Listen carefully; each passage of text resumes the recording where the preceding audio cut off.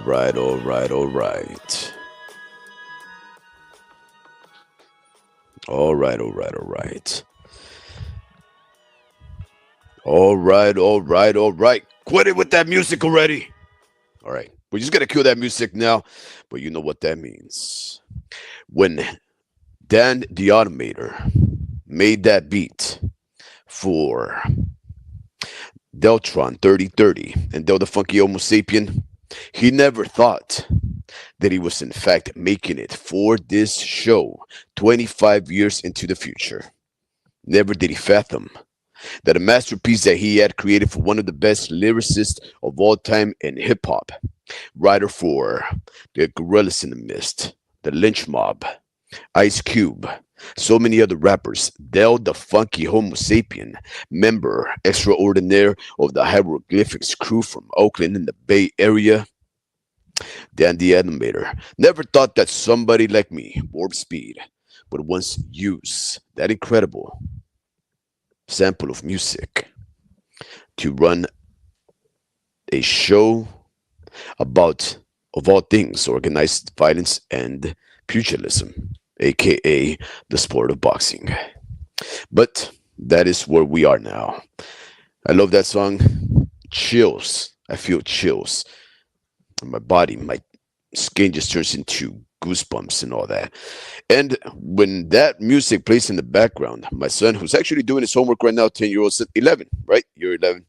11-year-old son now, when he knows his dad drops that song right there, he knows his father's going to go live. He's going to be talking about one of the greatest things in his life, which is boxing.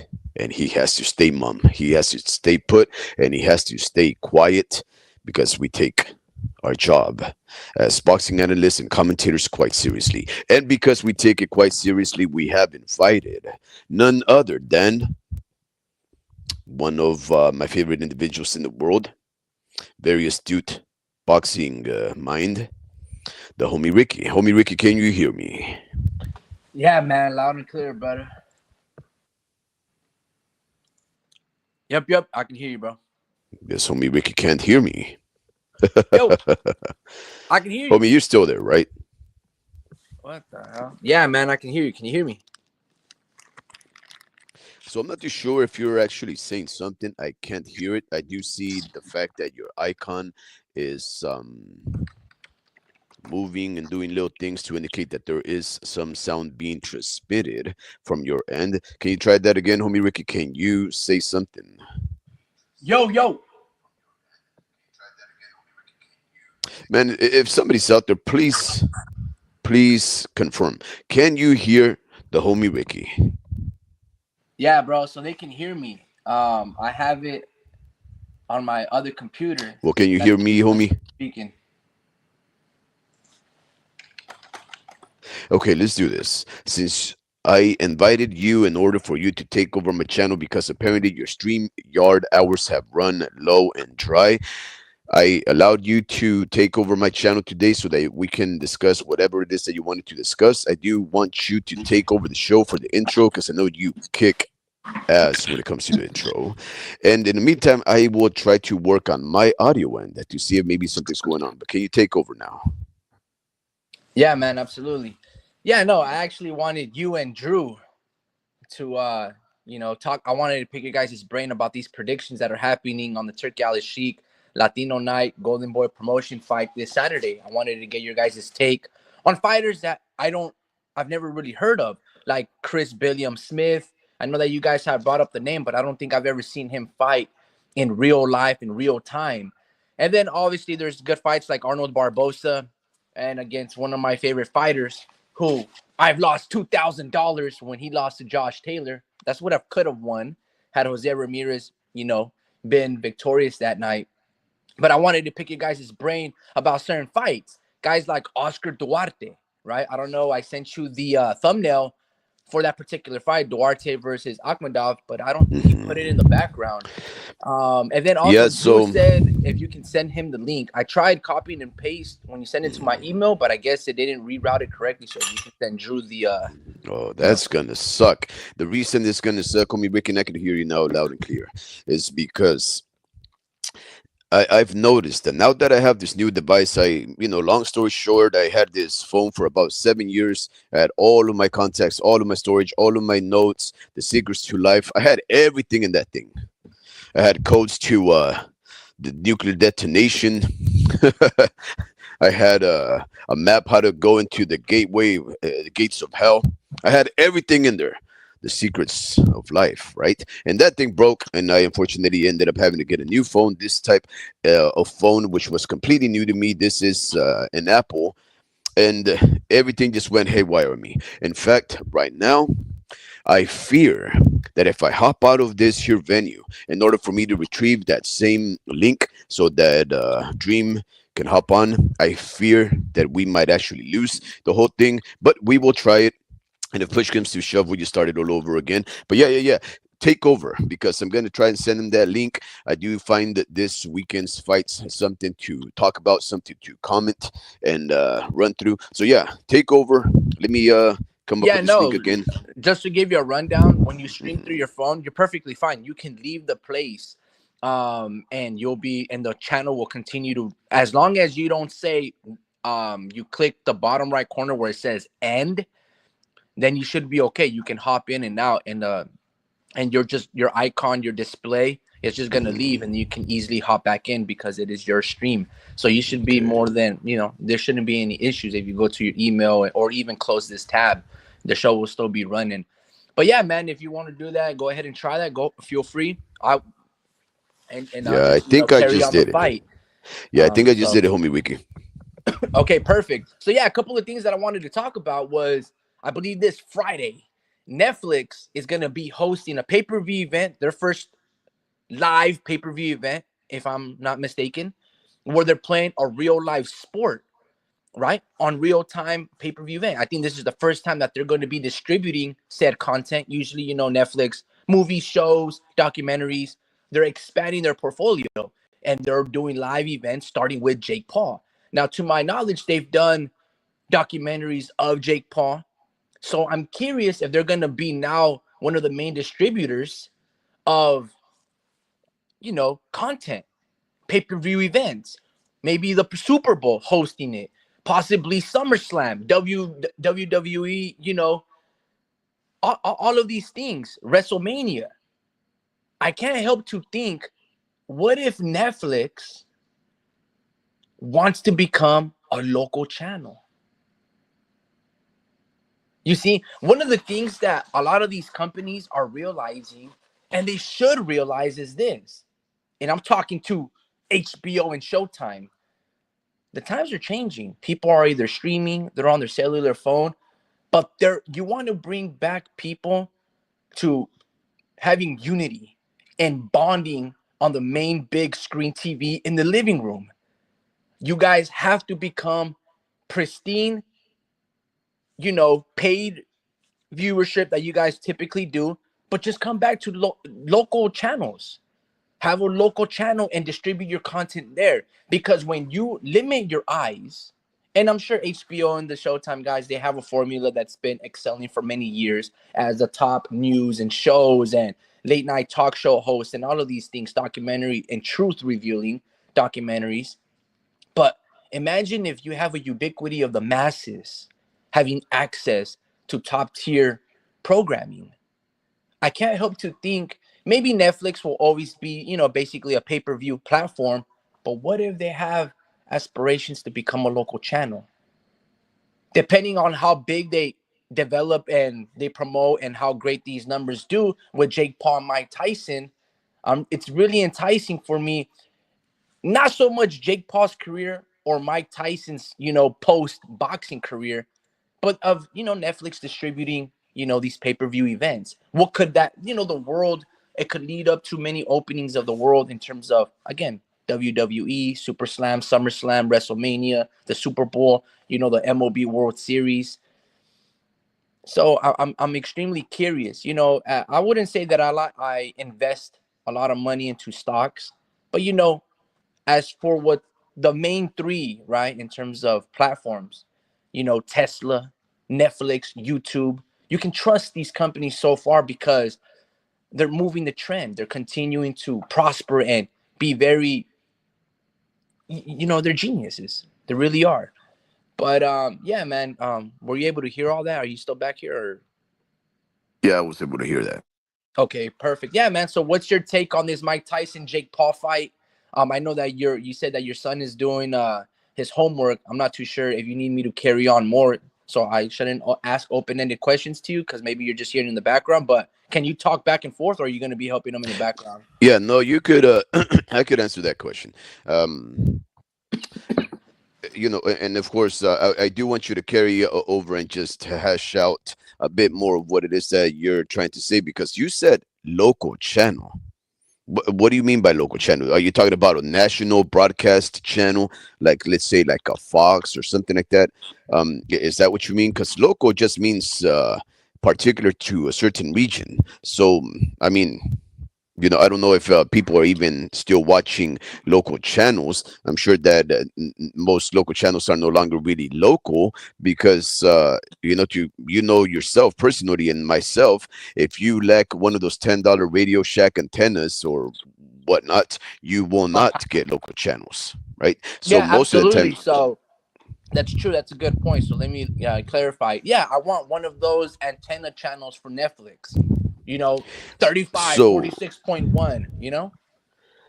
so I don't know if that would necessarily be a realistic venture for let's say Netflix, right? Because what you're proposing, when you say a national broadcast, locally accessible channel out of Netflix, what you're basically trying to say is that they would present live format shows, because you focus on the live part. Now let's just say that they focus on, let's say, bringing attention to their shows. Like for example, Netflix has hundreds, if not thousands, of different shows, movies, and whatnot, right? The format of national television is that there is a schedule, right? On 7 o'clock, 6 o'clock, you see the 6 o'clock news. 7 o'clock, you see primetime television from 7 to 10. 10, you watch the 10 o'clock news, right? The nighttime news and so forth and so on. So the format of national broadcast television has always been a set schedule. So that means that they will have a limited amount of shows that they have to continue on, because people expect these shows to be running, concurrent and on a daily format until, of course, they expire or they come to its conclusion, or otherwise replaced by something else. But for the most part, it is the expectation of organization and of timeliness that people you expect from national broadcast television. If you change that format, if you make it more like, let's say, AMP, Access Monterey Peninsula, which is a very small local channel which just focuses on the Monterey Peninsula, the Monterey County, where you and I, we both reside. Those channels are more disorderly, less organized, and they just present any kind of format, freestyle format. Anybody can submit something. They'll just broadcast it right there, and they're always trying to find something new to present there, because they have no steady, reliable uh, programming to present at the same time every single day, right? So if you think about Netflix being something similar to a channel that is easily accessible with just a regular antenna, without any kind of special programming or subscription to any kind of streaming service or otherwise, what you're saying is that Netflix would have to limit the content that it's going to present, show some contents that would allow the people that would be willing to subscribe to them some enticing offerings to say, hey, this show we're giving it to you for free at 7 o'clock. This show we're giving it to you at 8 o'clock, and so forth and so on until it runs out, just to give you an idea of how we format our programming and the kind of offerings that you'll have for $15 a month or whatever it is. So it would be basically like the presentation of shows only to promote the subscription part of it. Maybe I can see that part. Or maybe it's just a channel that on any hour just throws a random episode of a certain show to see if they intrigue you, and it's another type of commercial an advertisement, so that you can be enticed into watching that, be interested into watching that, and say, I want to know more about that show. Oh, you like that show? Okay, that's just an hour. You know what? You want to see the rest of the series? We have 3 seasons out there. Subscribe to the platform, subscribe to the service.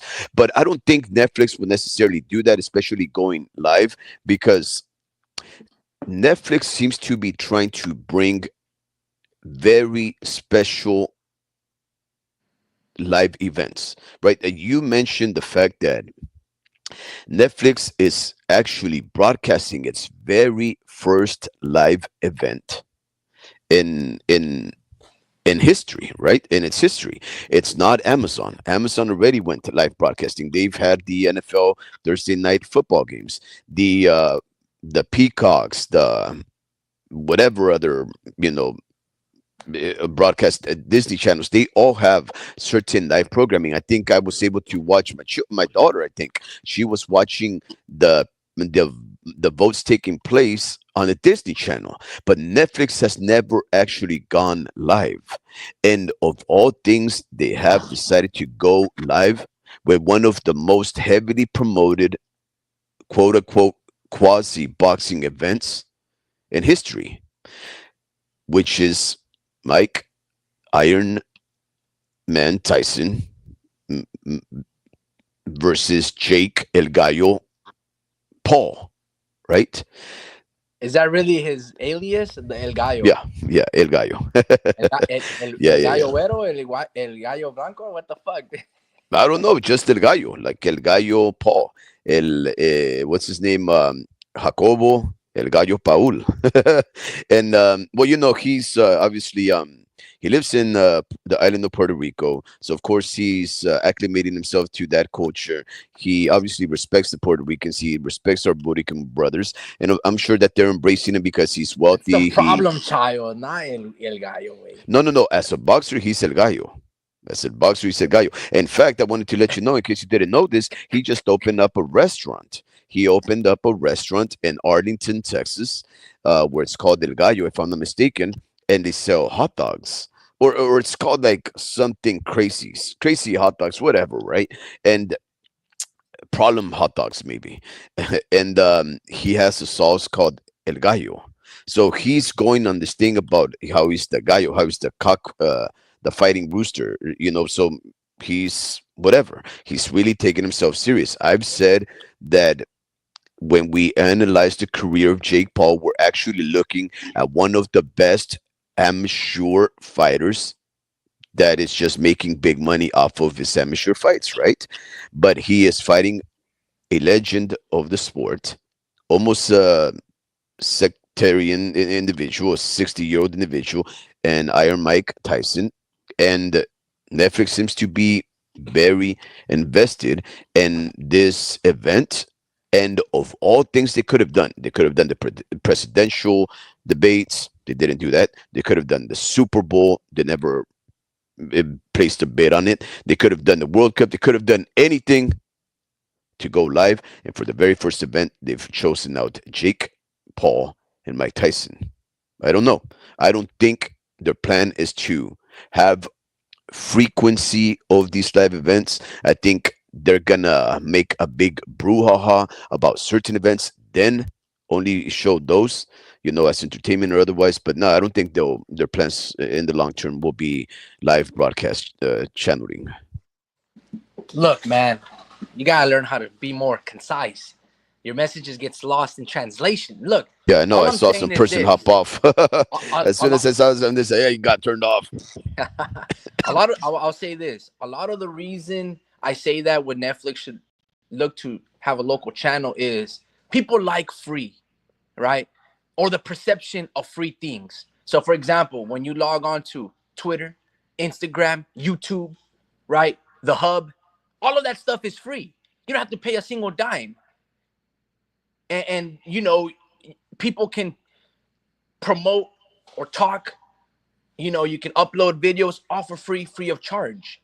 And then you get all of these monies, not from necessarily paid subscriptions, but from advertisements, right? So that's what I'm saying with Netflix and HBO. They do themselves a disservice just by being premium, basically cable television or paid subscription, where it's like how you said. Let's say I have this. There's a video game called Gears of War, and let's say that's going to be a very expensive show, whatever the case may be. So I offer the first season for free, 2 years after it's on my platform on Netflix. I offer it to local channel. Let's say Netflix has a local cable, $10 antenna channel, like a Fox, like a CBS, like a CW channel, something like that, right?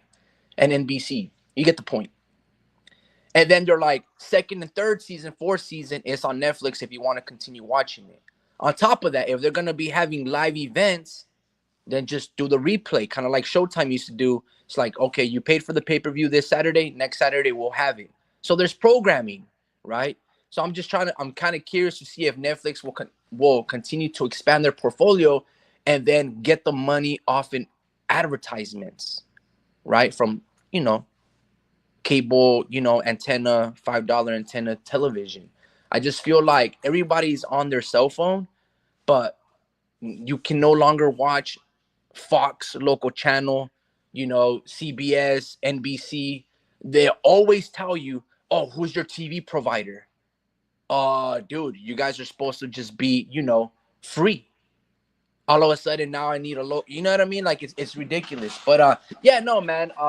The reason I wanted to talk about Jake Paul and Mike Tyson is a lot of these things. I think it's very fascinating to see how the world is shaping around us and making a lot of people uneasy. But apparently, yeah, Netflix sees a lot, obviously from a business and a fiscal standpoint. They see Jake Paul doing extremely well. He's got his hand on his cookie jar. He doesn't spread himself too thin, like he's everywhere. He's, like you said, he has a crazy hot dog stream restaurant. Same thing like Mr. Beast. They have a Mr. Beast restaurant. They sell hamburgers, right? So a lot of these things aren't new. They're just the ultimate hustlers. And Netflix respects that grind, right? Netflix used to be, when they first started, they used to give out basically ripped off DVDs. They didn't have no screen, no casing. It was just like in a little sleeve, and they would just lay it out their door, and then boom. Then next thing you know, it started kicking off, kicking off, kicking off. And then it became an app and all these things. And then, Blockbuster fumbled the bag. But be that as it may, man, I'm kind of curious to see how many more live events Netflix will have. Will eventually, are they going to have a streaming platforms or streamers that have a podcast like a Joe Rogan, right? So I'm just saying, like, these guys are a big media, a distributing platform. You don't limit yourself to nothing. It's all media, right? So I wonder if they'll have like podcasts like that and not just live events, pay-per-view events, to the point where Netflix should have their own theater blockchain. I remember there was this movie directed by a Mexican director. I think his name is Alfonso Cuaron. And now it could have been Guillermo del Toro, but they had this movie called Alfonso Roma. Encueradón. They had this movie called Roma, right? And at first, it was, I guess, I don't know if it won an Oscar, but in order for them to, you know, basically great credentials for the Academy Awards and the Oscar nominations, they needed to first show the movie and distribute it on a theater platform. Netflix was like, no, we're going to release it in our platform first. They were like, no, then your movie won't qualify, right? So that's what I'm saying. It's like you can't limit yourself at all. Netflix has to be much more grand and think bigger. It's like, yes, you're doing amazing with your app, all of these things, but bro, you got to be the main distributing force of all media at that case. Don't limit yourself just like app based. But I mean, obviously, they're doing the great things. They're pushing the boundaries. There's always room for the retro as long as coupled with innovation. Yo, Dream, bro. Mic check real quick. How you doing, bro? Yo, what's up, man? I'm just chilling, man. I'm just chilling. You're eating, bro. You're not chilling. You're Let me eating. ask you guys this question. So you got Mike Tyson Chilling. fighting Jake Paul, right? Netflix is going to be distributing this pay-per-view event. I'm gonna read a passage from you.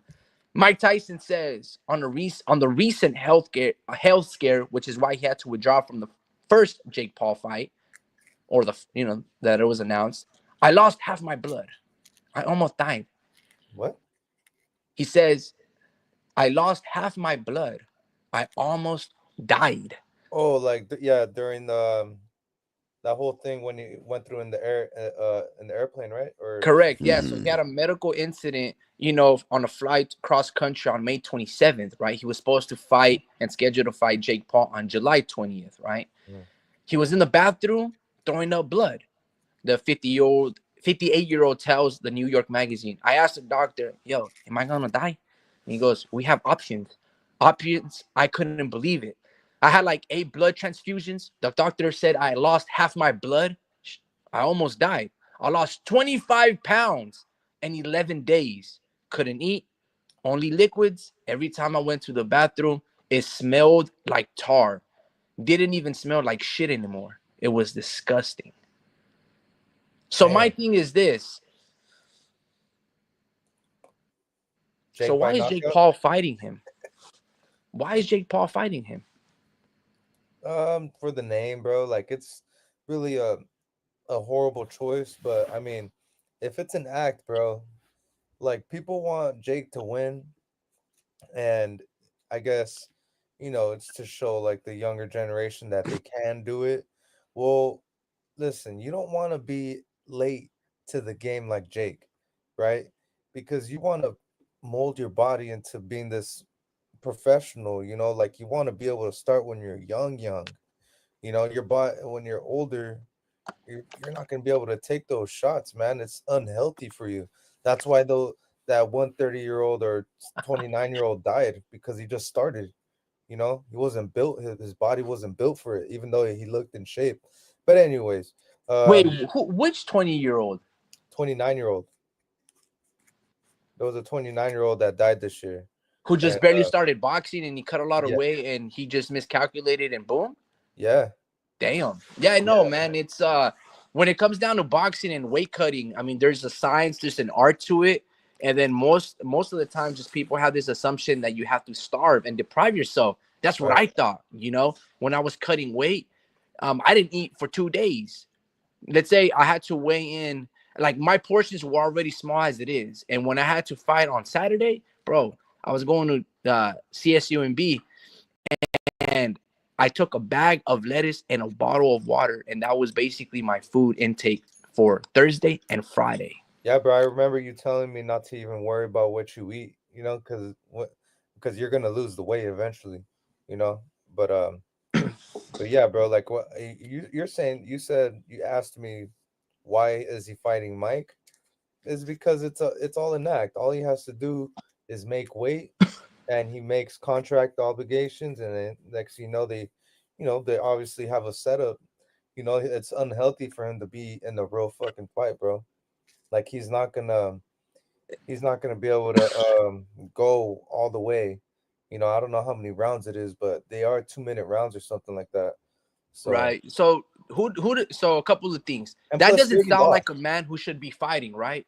I mean, this dude lost half his blood at 58 years old. This dude couldn't eat. He lost 25 pounds in 11 days. When he went to the restroom, took a dump, it didn't smell like poop. It smelled like tar, right? So if he's saying his stamina is depleted, his coordination and all of these things, bro, does that sound like a man that should be in the ring fighting? No, not at all. Not even taking any type of blows, even if it's an act, bro. Like it's dude, like I don't know. It's gonna be an early night, bro. And I think he's gonna be like, "Well, you know what? I'm too tired. Like I'm gonna just take a knee, because it's gonna be too much for him. He's too old, man." And it's obvious, dude. Like I don't know, if it's gonna be an act, at least have Mike win. Just because Jake already lost. You know, like Jake already lost to a real boxer. If anything, he showed you that you need to start early. You know, so that's what he's showing the younger generation, and he should show, and he should just I don't know, fight Mike Tyson as a act and lose to him knockout. But I don't know. Like they do have a good fight in Amanda Serrano and Katie Taylor, and I feel like that should have been like the main event.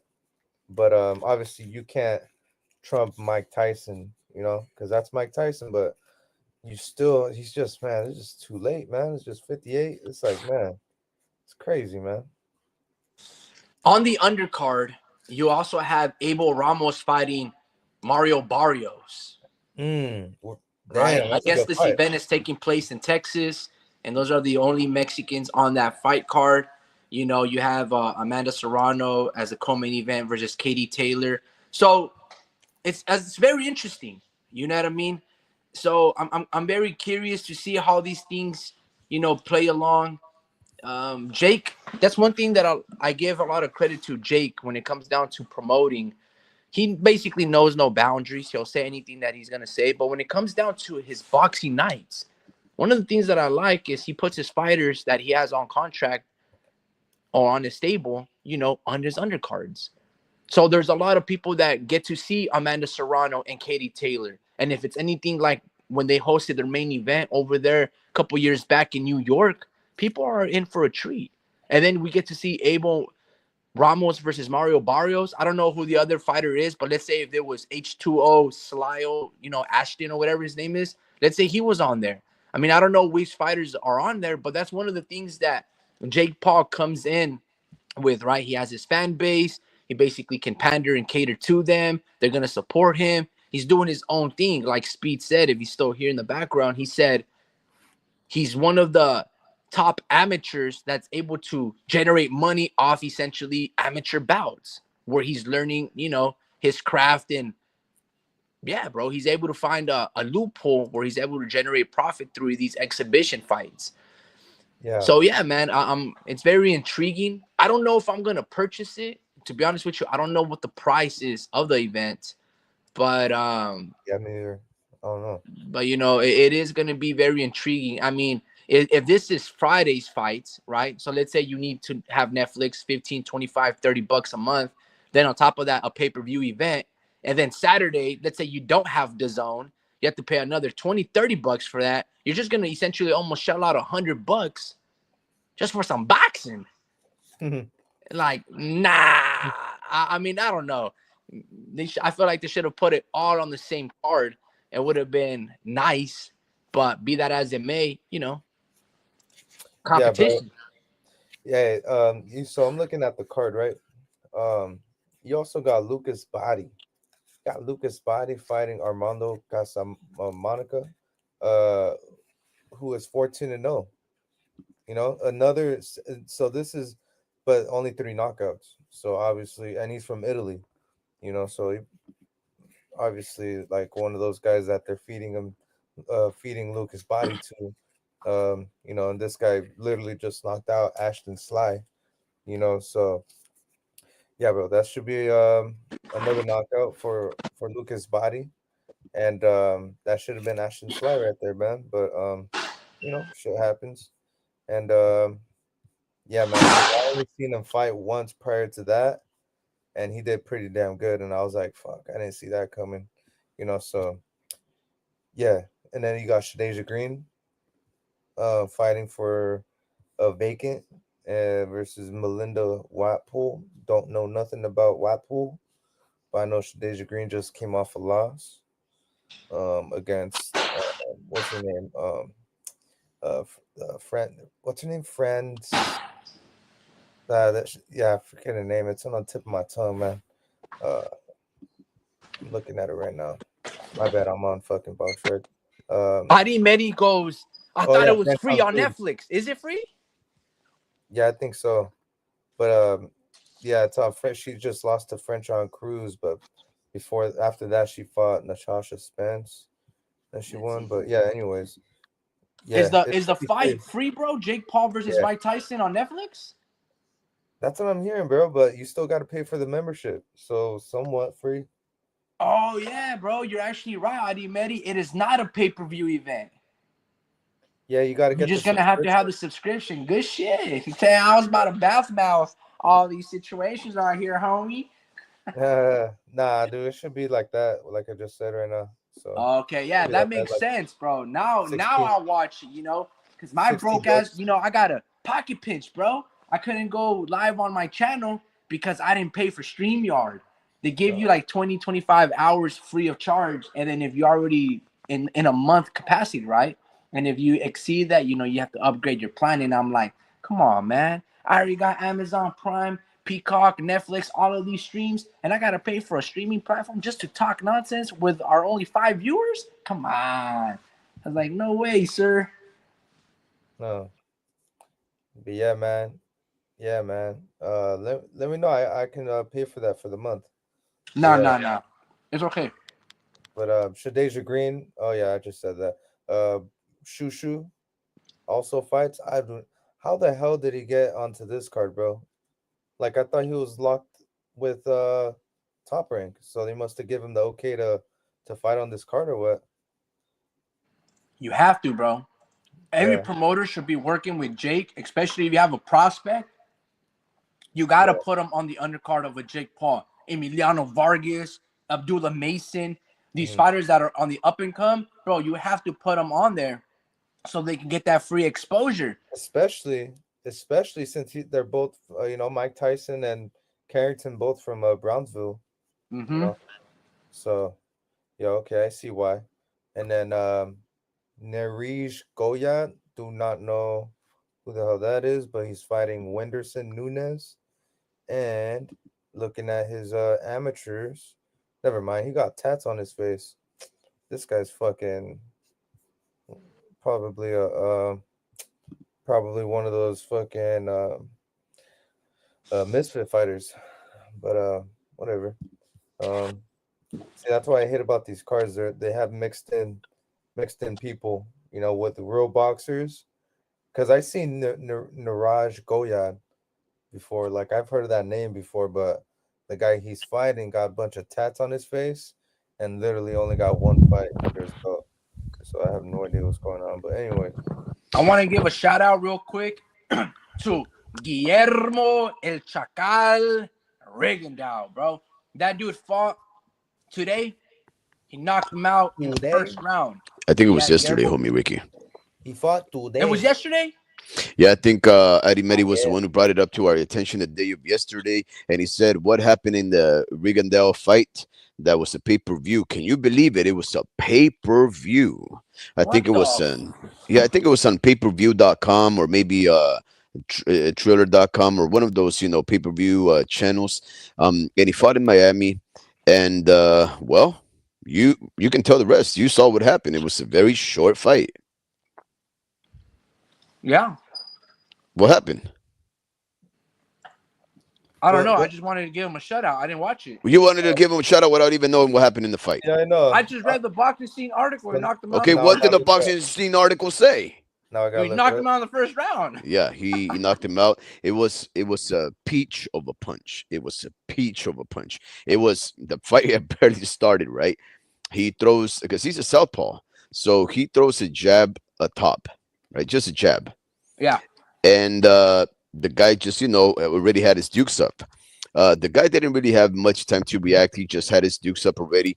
And of course, Chakal, since he likes to fight from range and he's quite rangy, he ended up throwing a jab on the top, which really didn't do anything besides just keep the guy's hands up. And then he followed up with a two right to the body, like one of the straightest punches you can ever throw, right? Sort of like how Mayweather would throw those very beautiful straight jabs right into the body of Diego Corrales to set him up for that knockdown. He basically do that, but with his two, and he hit him right at that little spot, right underneath your rib, and right where your very first, Flex. yeah, your very first. What your six pack, your first beer of your six pack, right on that little spot right there. He just tapped him, and the guy just caved. It was incredible. Um, I still am glad I didn't pay for that fight. And yeah, we that's the thing that we had always as a complaint about Rigandiao, right? Rigandiao was always rangier, quicker, more mobile. He had better defense. He had so much ring IQ, and he fought with the safety first approach and made him one of the most boring fighters of all time, right? And it's unfortunate because those type of fighters, especially from the Cuban school of boxing, they have taught him to be so defensive for the longest time that when they actually get in the ring, their defense is so flawless that they can actually afford they could afford to be super aggressive. We've seen it with Osles Iglesias. We've seen it with David Morrell. We've seen it with the new generation of fighters, right? But he is from the older generation of fighters, the last era of boxing where they still didn't understand that it's okay to let your hands go. It's okay for you to take a punch because your punch is just more technically sound, just better placed. You have better reflexes because it's been ingrained in you because of your Russian Cuban training. You're gonna destroy these guys. Unfortunately, you have to put a no-name guy there across from him so that he can look spectacular. And good for him. But again, bad for boxing. Adi Medi goes, can you tell me how Fernando Vargas Jr. fight went? No, I cannot. Yeah, Fernando Vargas Jr. Mm-hmm. Yeah. He didn't fight over the weekend. No, he fought probably He yesterday. didn't fight yesterday? I'm looking at it right now. Um, let's see, Fernando. Damn. Because the last time that the Vargas brothers fought, Hey, bro, which is congratulations on 111K subscribers, dog. Good shit, dude. Damn, bro, that's crazy. who's Good shit. 111K. Yeah, You. you have 1,111 subscribers, dog. Good shit. Yeah, yeah. Well, I mean, I'm not gonna take any kind of credit for it. I have to give all credits to the Screaming Madman. He's the one that's doing everything. I haven't even gone live, so it's like, really, I'm just letting him take over my channel. I'm letting you take over my channel. Oh, But can you say thank you? yeah, yeah, oh yeah, yeah. Thank you, Screaming Madman, for belittling fighters, I making fun want of him them, to say acting like thank a you himself. fanboy. Yeah. Oh yeah. Well, I'll call him over next time. Just say it. Just say thank you. Yo, he's saying that he fought Luis Cuba Arias, bro, from Milwaukee. Who did? Fernando Vargas Jr. What the fuck? He probably got beat. Oh, Junior. My bad. I'm thinking about Emiliano. Wait, look, I'm just gonna go out there and say it. Eddie Meddy is more in the loop of Oh, nah, boxing nah. It wasn't than I Luis have been. Arias. That's Francisco Rios Amezquita. Not that. Mesquite. Oh, I What? found Nah, him. I don't think so. I don't. Nah, he Doesn't didn't just say. fight. He didn't just fight, bro. I'm looking at his resume right now, or his box rec right now. He didn't. Last time he fought was in June. He Oh, fought Juan Carlos Cardones. oh, Uh, good even fall to the Universal Boxing Establishment. UFO symbol. I am here. Uh, the Alien face reptilians have taken and over. live, love, and prosper. No, this gentleman right here, I subscribe to his channel. Just yesterday, in fact, he's always been a very respectable, very knowledgeable commenter in these uploads that the Screaming Madman uploads. And well, of course, I'm the one who has to take the reign and respond to him because the other guy has CTE. And I checked out one of his videos because I promised him that I would. I think it was his most recent video, and it's something that we had addressed right a few months ago. The homie Ricky, you dream. We addressed about what the sport of boxing needs in order to make its scoring system more uh, understandable, more less It's subject easy. to interpretation, right? And No, we no, no. talked about Listen. it, but he had some very good points there. He had some very good points, and he brought up, of course, the most recent undisputed fight between Artur Beterbiev and Dmitry Bivol as an example of how you can see the fight one way and you can see the fight the other way, depending on what four of the judging criteria and in what order you decide to score it on. And I thought he made some very good points. I think most importantly, the question itself is the most important thing. How do we facilitate a more easy to understand, more comprehensive way of judging boxing fights in order to avoid this impression that the sport is corruptible, that the sport is flawed and So is stop it judging. right there. Stop right there. So it Stop. goes like this. In every other sport, you know who's winning. If Steph Curry makes the 3-point shot, and the score is 103 to 100, and there's 36 seconds left. What does a coach do? He calls timeout, right? And every other sport, basketball, tennis, 30 love, 14-13. You know what I mean? And soccer, American football, you know the scoreboard. Yet in combat sports, I'm not going to say so much UFC, MMA. I don't really watch that sport, so I don't really know if they have open scoring or not. But in boxing, nobody. The judges never have to reveal their cards. Sometimes there's some open scoring rules where I think it's every 4 rounds they start to show you, like, who's up. But in boxing, all you got to do is make it simple. Every round, open scoring. You have 1 minute of downtime to talk and assess and give us highlights. You can also read the fucking scorecards of the judges. One person, the ring is very small. One person will go, hey, what'd you score? What'd you score? What'd you score? And then they announce it. You know, Steve Weisfield, Chris Letterman, Julie Letterman, they had it 10-9, 10-9, 10-9. Next round goes, 19-19, 19-19, and so forth, all the way to the final. I don't know why boxing likes to do this reveal towards the end, and everyone's like, what? Look, if I'm a fighter and I'm going into the championship rounds, I can't take the gas off the pedal. You know what I mean? I gotta be like, oh fuck, I gotta throw more punches. This fucking fight is too close for comfort. Sometimes even the corner and your own, corner tells you and your own trainer, man, nah, you win this fight, bro. Just don't fuck up, don't get knocked out. You're winning this. And next, you know what? So if you eliminate that surprise element and you just have open scoring throughout, then you already know, man, I got to get this round. And these fighters are going to have much more urgency to close the show or put the pressure on to give away that aspect of it.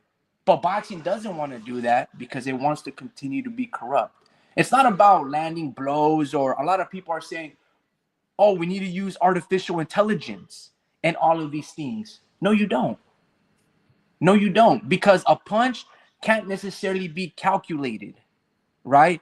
A jab can be much stronger than an uppercut, right? A jab, if it snaps my head back, boom, if I didn't catch it correctly, it's just 1 point. An uppercut or a power punch can be 2 or 3. It can't really be calculated, right? It all depends on the flow of the punch. Anyway, man, what I'm trying to say is we don't need all of these things. These judges are more than competent. What boxing needs to do is a little bit just change the rules. 1, open scoring. Every single round, we know who's up. The judge can have in the tablet and put his scorecards, boom, boom, boom. Let the computer and the tablet do the math for him. He don't even have to fucking add it up.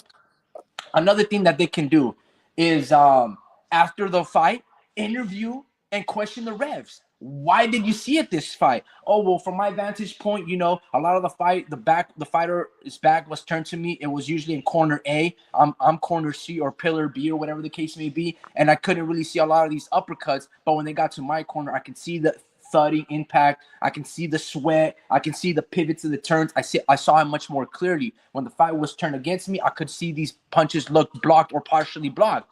Or you can also do this. Judges can use monitors.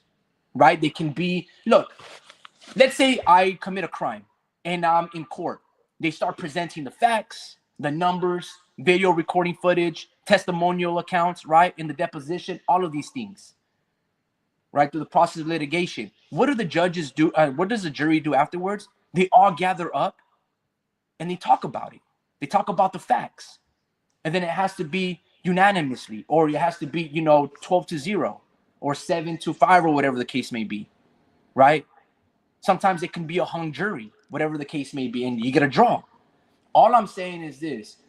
There's always going to be human error, miscalculations. Some people are going to favor the come-forward fighter. Other people are going to favor, no, this guy scored the more punches. That dude easily won the round. Whatever the case may be.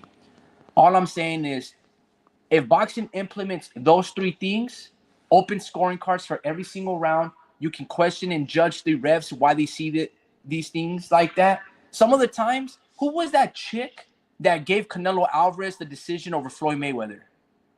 Adeline Bird? Was that her name? Yeah, I think it was Adeline Bird. Okay, let's just say, for all intents and purposes, her name is Adeline Bird. Adelaide. Okay. Adelaide. Adelaide. Who gives a heck? Who cares? Who cares? Yeah, just Miss Bird. Where is she now? Why wasn't she questioned for that erroneous scorecard of giving Canelo the decision over Floyd Mayweather? Who taught her? What are her qualifications?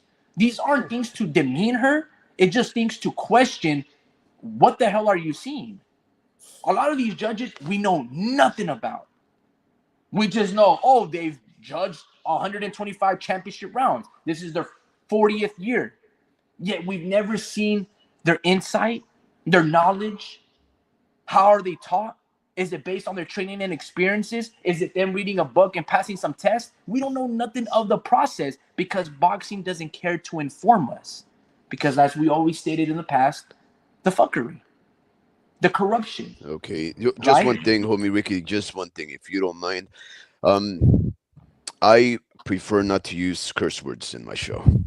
I know you got your own But show and you you come guys on like to my let it show fly. and you fart and all these things. I don't do that, but but I think we can express ourselves succinctly without necessarily having to resort to the more vulgar, less etiquette, and informal type of speech, right? Ah, Um, so whatever. so Yeah, first What off, am I? before we Who are go, you? Who are your what the super freak? donors, bro? before we go to ahead of ourselves, I just wanted to give a shout out to anybody that's listening and anybody that's going to be listening on the replay. Hopefully, I tag this video well enough so that I can bring more eyes into these lives. I really never tried to do any of that thing, but any of those things there. But hopefully, anybody that's out there listening, I do encourage you to check out the Universal Boxing Establishment's show. I found that video to be quite intriguing. There's many ways, homie Ricky. There's many ways, Dream, that we can approach it on how to change the format of boxing judgment, right? But the fact of the matter is that the sport of boxing, it doesn't want to change, and the reason for that is because gambling, Las Vegas, all of these businesses are entrenched deeply in the sport, and it is not in their benefit to change anything about the sport, right? Hold on. It Adi Medi goes, there's this channel called Equal Sports BC. So on my computer, I have it there. And a day ago, Fernando Vargas Jr. versus Luis Arias. And that's Luis Cuba Arias. He's got the tattoos, all of that stuff, bro. The fights are there. And it's Fernando Vargas Jr. I'm surprised that it's not updated on their box rec. Maybe it was an exhibition bout and it was not counted, but this is a legit fight. Fernando Vargas 15-0 fighting Luis Arias 21-4. Okay, yeah. Well, there you go. Free link or free site to you can go and watch that fight right there. That's great. But again, going back to Shout out to Adi Medi for finding that channel, bro. Appreciate you, man. going back again to the sport of boxing and how to make it better. It's not going to happen, guys. Right? For as much as we can hoot and holler and hope for the best, it's not going to happen as long as these deep pocketed individuals, they have a vested interest in manipulation of betting odds and making the house win. It's not going to happen, right? This is the But reason. check this This is the out. reason why I personally love the upsets. I personally love the underdog story that beats all odds and just destroys the common storyline that the favorite fighter, the hometown fighter, the guy that has all the advantages, is gonna win, and therefore all the odds should be in his favor, right? The reason why I love a fight like Khalil Cole versus Gallegos, Miguel Gallegos or Manuel Gallegos, sorry, it's because it doesn't matter that Gallegos comes in as a 24-1 underdog, right? Because he doesn't know that. He's not here to play your role. He's here to be victorious for himself. He's not trying to win you money. He doesn't care how much money you bet against him. He's there because this is his livelihood. He What does knows no that have to better. do with anything? If you have open scoring, that's not gonna change. Look, they do live scoring, live bets, right? When there's basketball, football, baseball, all of these things in real time. Just because boxing, like the judges have to show their cards, it just will manipulate the numbers even more so. Because now oh shit, sorry, oh crap, You have Floyd Mayweather up 9 rounds to 2 against Canelo going into the final round. Guess what? Canelo can still score a 12th round stoppage, like Julio Cesar Chavez Sr. versus Meldrick Taylor. The underdog story can still be even much more prevalent if the fighter knows the underdog. No, I'm getting robbed right here. I have to go for broke and get the knockout. It could happen even more so if these guys know the scoring cards. It doesn't change any. It changes a lot of factors actually, but not necessarily people betting. People still live bet on the main event. Let's say Arnold Barboza is the underdog against Jose Ramirez, right? And after the open scoring, after 7 rounds, they have Arnold Barboza winning 7 rounds to 0. Guess what happens for the next subsequent 5 rounds remaining of the bout? Jose Ramirez starts throwing 100 punches per round, and he stops Arnold Barboza going into the 12th because he was down 7-0 when Robert Garcia was like, nah, bro, you're doing good. Have some urgency, though. Got to throw much more punches. Close out your combinations, double it up. Double up the right hand, slip counter 3, whatever the case may be, right? So that underdog story can still exist. Look, sometimes Well, it in will sport, exist. sometimes in It will sport, exist. they will always continue to exist, regardless of the odds, regardless if you're down 10 rounds to 0. If there's all it takes is one punch, right? All Hmm. it takes is a sequence of combinations, 30 seconds to change the whole rhythm and flow of fight if you're down badly. So that doesn't matter. It doesn't matter in any other sport. There is still manipulation even with the live betting. Then there's the over and under category. So I don't know where you're going with that. Like, nah, bro. What I'm trying to say, it keeps it much more honest. The judges have to present their case, right? If they score it erroneously and you're like, dude, how did you give Arthur better be that round when Bivol completely dominated him? Then he can tell you, look, if you have questions and concerns, which round do you have? The fifth. How did you give Arthur that round? What, dude? Did you not see that body shot? Maybe you are seeing it from home and you see the slow motion, but I heard the grunt, the deep exhaling from Bivol. You can't see that reaction, but I saw it in close up. And guess what? He was aching and hurting for pain. Yeah, he did land the majority of the punches. Let's say 10 punches to 6. But those 6 from Hmm. Archer were much more impactful. You can't hear the impact even just because there's a shotgun or a boom mic. Man, I'm hearing the deep sigh in the breast, not just the ha ha ha ha ha. Not just that. I'm seeing the pain and the grimace or the little, the little See, grunts that the but mic don't pick up. You you gotta, know the and then one thing that I find. you ask these judges this information, and guess what? You have much more content. The promoter has to speak for the fighter who just deranged. He's trying to calm himself, keep calm in his composure, or maybe of a robbery, or maybe of a tough fight, all blemished when he should be talking with the doctors. Guess what? You can fill in that time by speaking with the judges. The So the, the let me ask you, story. homie Ricky, Que la how man. how passionate are you about that? How passionate Bro, are I'm you so about wanting to passionate. change it? I'm gonna start the homie Ricky promotions. There, no, okay. There is one solution right there. Here's the reason why a lot of this is the one thing that I disagree with when it comes to the YouTube channels dedicated to the sport of boxing, right, and ours included, is that we talk a big one.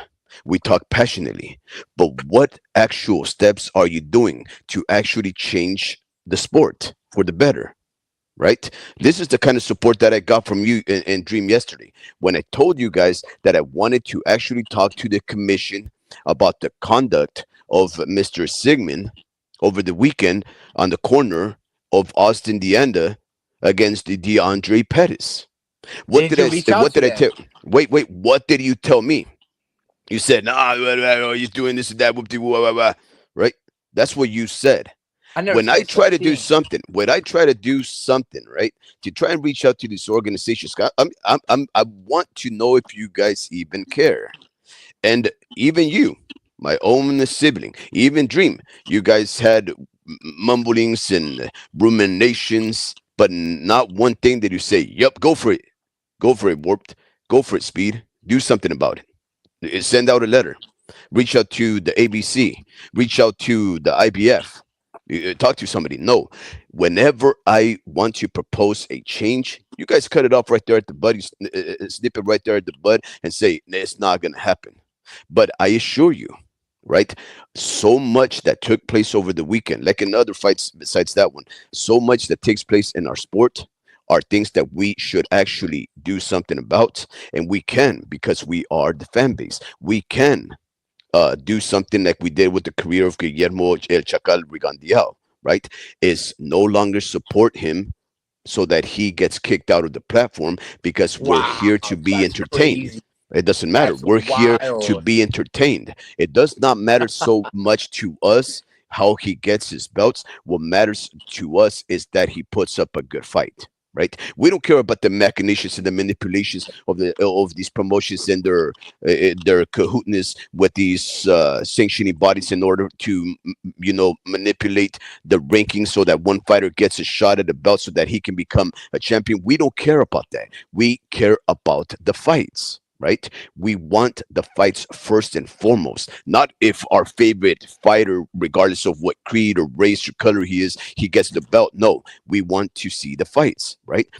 We want a sport that facilitates for the fan base in a venue of entertainment, a source of lively conversation, of excitement. That's what we should desire. And in order to get that, we do have to seek out a level of fairness, right? We do need to see that. But again, going back to A the level of topic, fairness is what you propose in order and in order to do that, you want to kick out Guillermo Rigondeaux? What the yeah, heck? yeah, What are you because saying? No, listen, listen, because if listen. if I had to rewrite the four scoring criterias, I can assure you that guy would lose, unless of course he gets a knockout Hold and he on. throws more punches, right? That's simple. Hold on. Whoa, whoa, whoa, whoa. Listen. Whoa, whoa, whoa. Wait. Just like in Before we this go world, on, I there's would room for just like to wait. wish El Pachuco good even fall. He says, saludos. I hope all is well for everybody.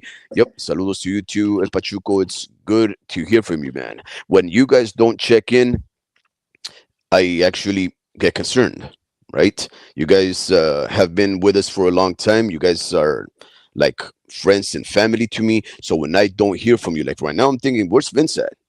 He follows me on Instagram. How come the guy's not here? Right? I do actually think about you guys. I do want the best for you. And when you don't show up, even just to like flip me the bird and as an emoji and whatever, at least I know you're there. It's good to know that you're here again at Pachuco. No, go ahead and interrupt me, Ricky. I wasn't interrupting. I had to interject because you're saying some Same thing. baloney things. No. I didn't interrupt, man. Dream, did you hear what this guy said, bro? Drew, 1, 2, 3. You there, bro? Nah, not really. What do you Bro, say? because I'm saying he talks a lot and then he loses with training. Bro, he said that basically, I'm gonna paraphrase, but Guillermo Rigondeaux has a boring ass style, and since he doesn't cater to the fans by throwing more than one or two punches to win a round, there's no room for him in the sport.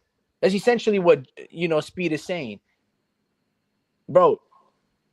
Do you agree with that statement that fighters have to cater to the fan base and be very sensational and throw a lot of punches, even though they're not molded that way? Or if they choose to be boring, you Um, think they should not exist in the sport of boxing? I never said that. You're No, taking it no, to but the that's extreme. basically what you're saying. You're like, oh, we kicked them out.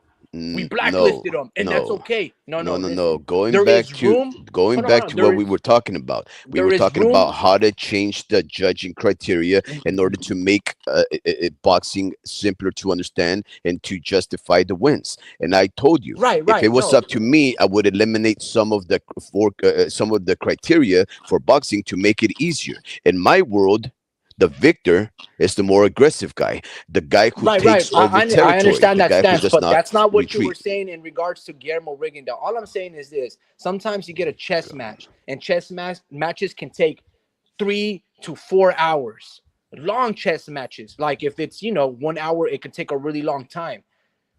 In speed chess, you have less than under a minute, and you can still make like almost like over like 60 to 120 moves instantly because it's more about how fast you can accelerate it. All I'm trying to say is this, or how fast you can click the stopwatch or whatever the case may be and make your move in that time in 1 minute.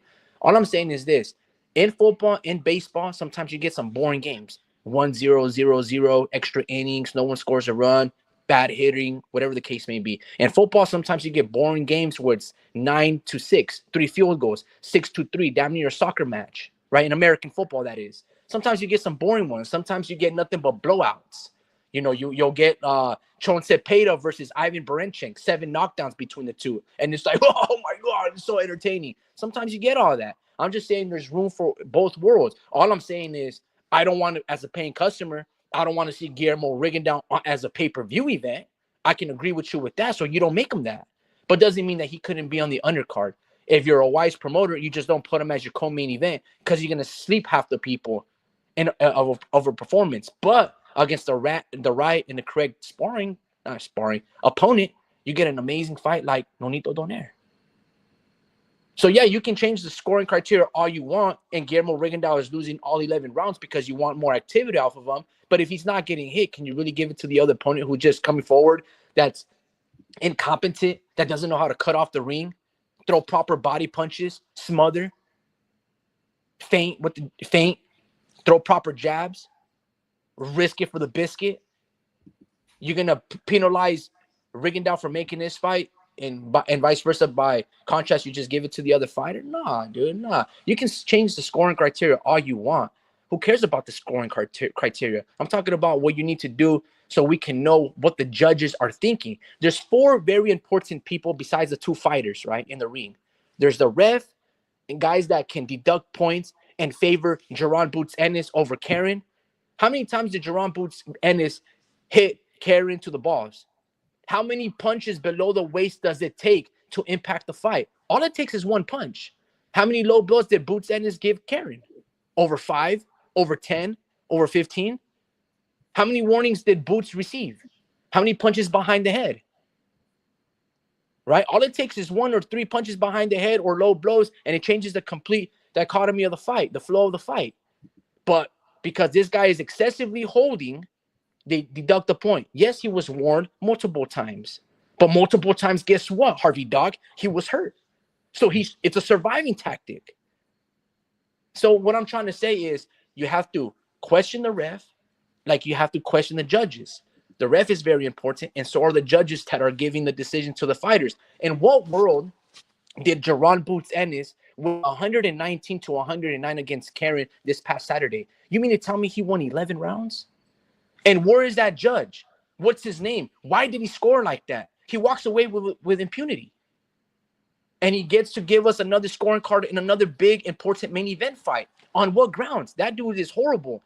In baseball, they have an evaluation. Basically, whoever going to be the refs or the umpires in the World Series, that means that these guys and this umpire crew are the best of the year for scoring strikes and balls, how consistent they are within the confines of the rules. And they get evaluated essentially every night, every week, every month.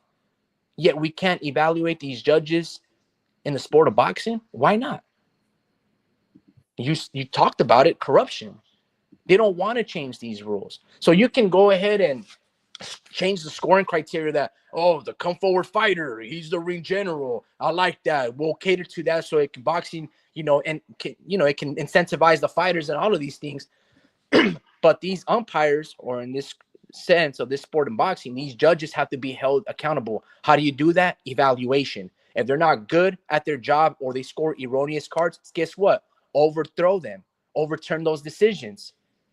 Have another judge, as a number 4, like, nah, dude, be more honest, be more impartial. Give us your scorecard. We'll take away this outlier 119 to 109. That was crazy, bro. You basically said that, Karen, you didn't win any rounds. So it was like, bro, what are you watching?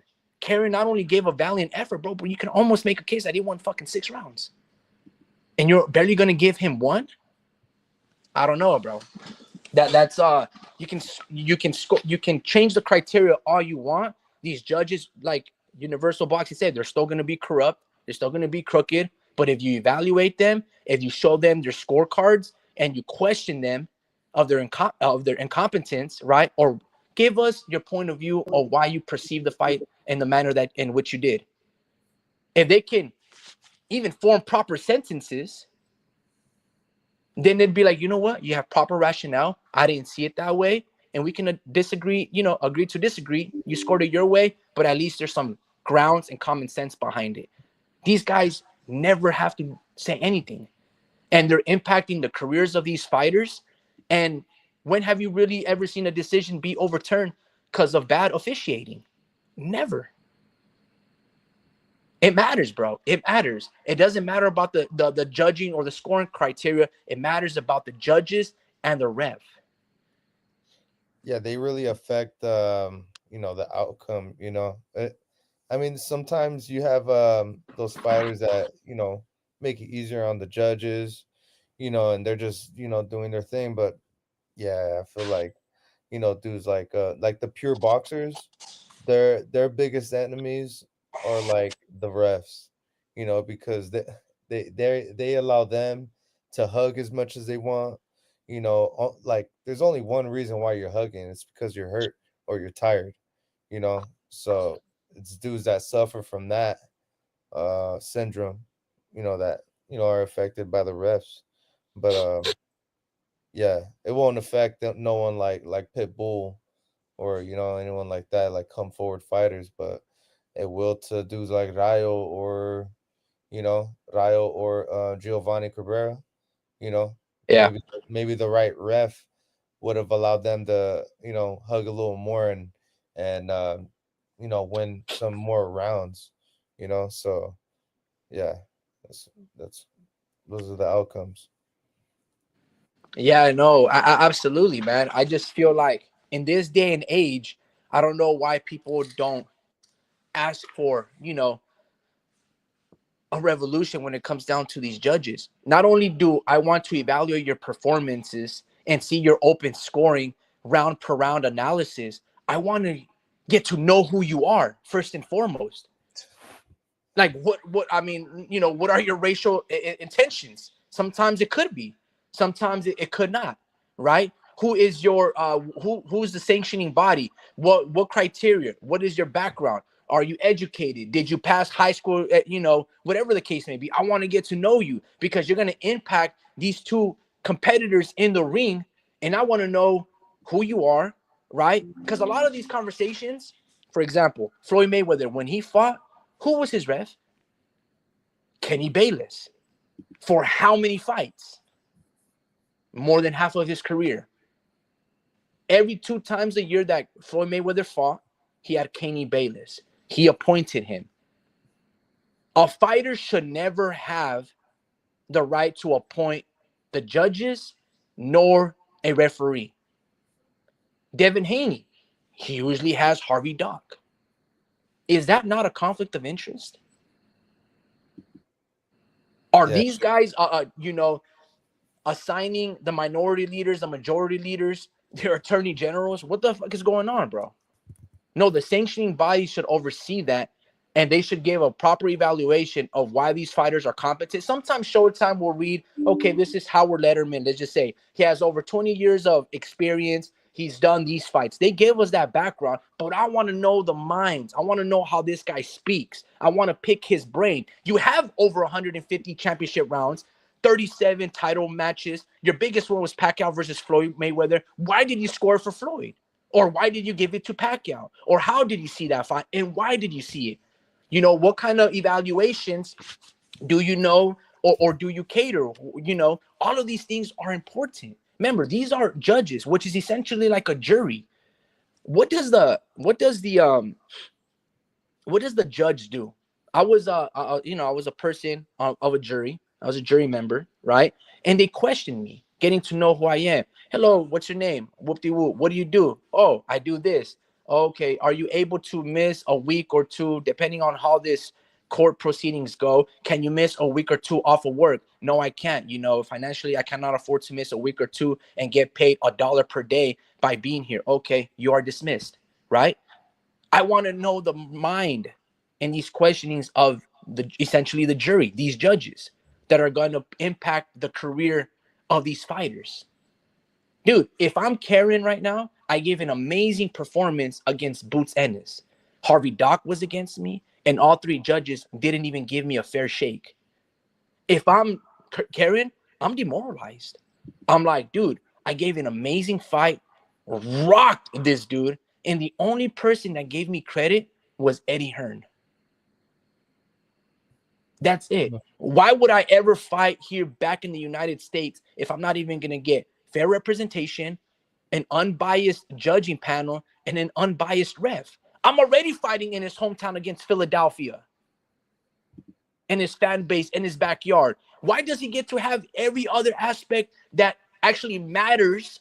Because I can put on beats, I can put on muffs and silence the crowd in my head. At the end of the day, when these punches are flying, I'm not worried about the conversations that the people in row section B, row 2 are having. No, but the judges and the ref have to be an unbiased and impartial crew.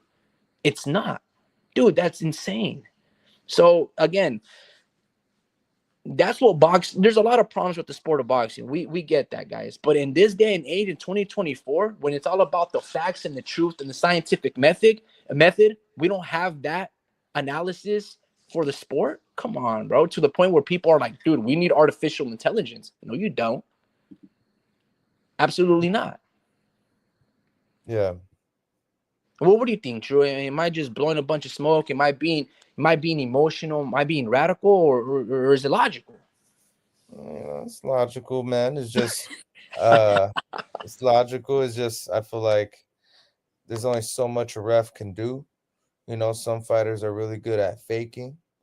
Uh some fighters are veterans in the game and they know what to do, to get more time. Some fighters really suck at it, and they don't know how to survive. And Yeah. so yeah, my only like I'm not really big on it. Like I'm not highlighting. I won't like I'm not the type to highlight, how bad a ref is refing.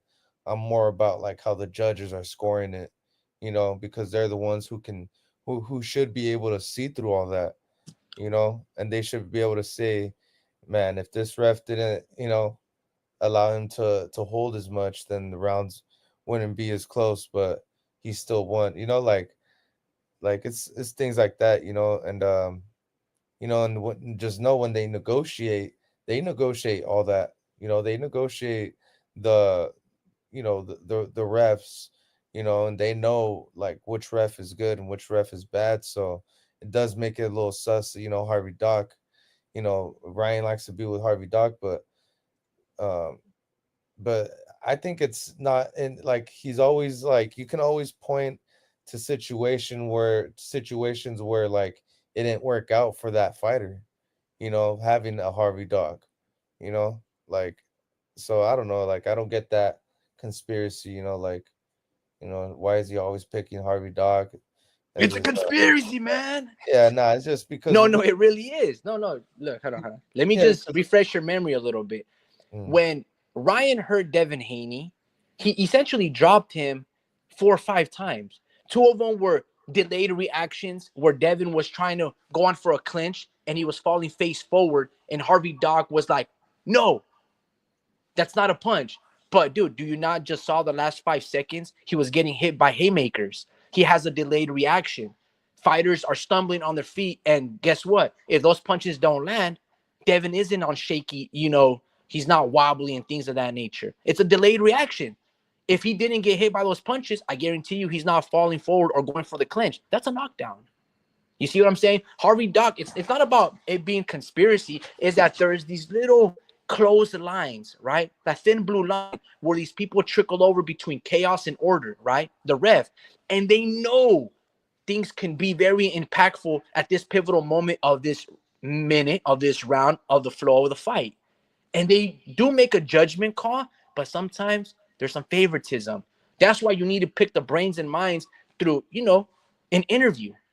But if you don't give access to these judges or, you know, excuse me, or the ref, and you never interview them, dude, they're always going to commit robberies.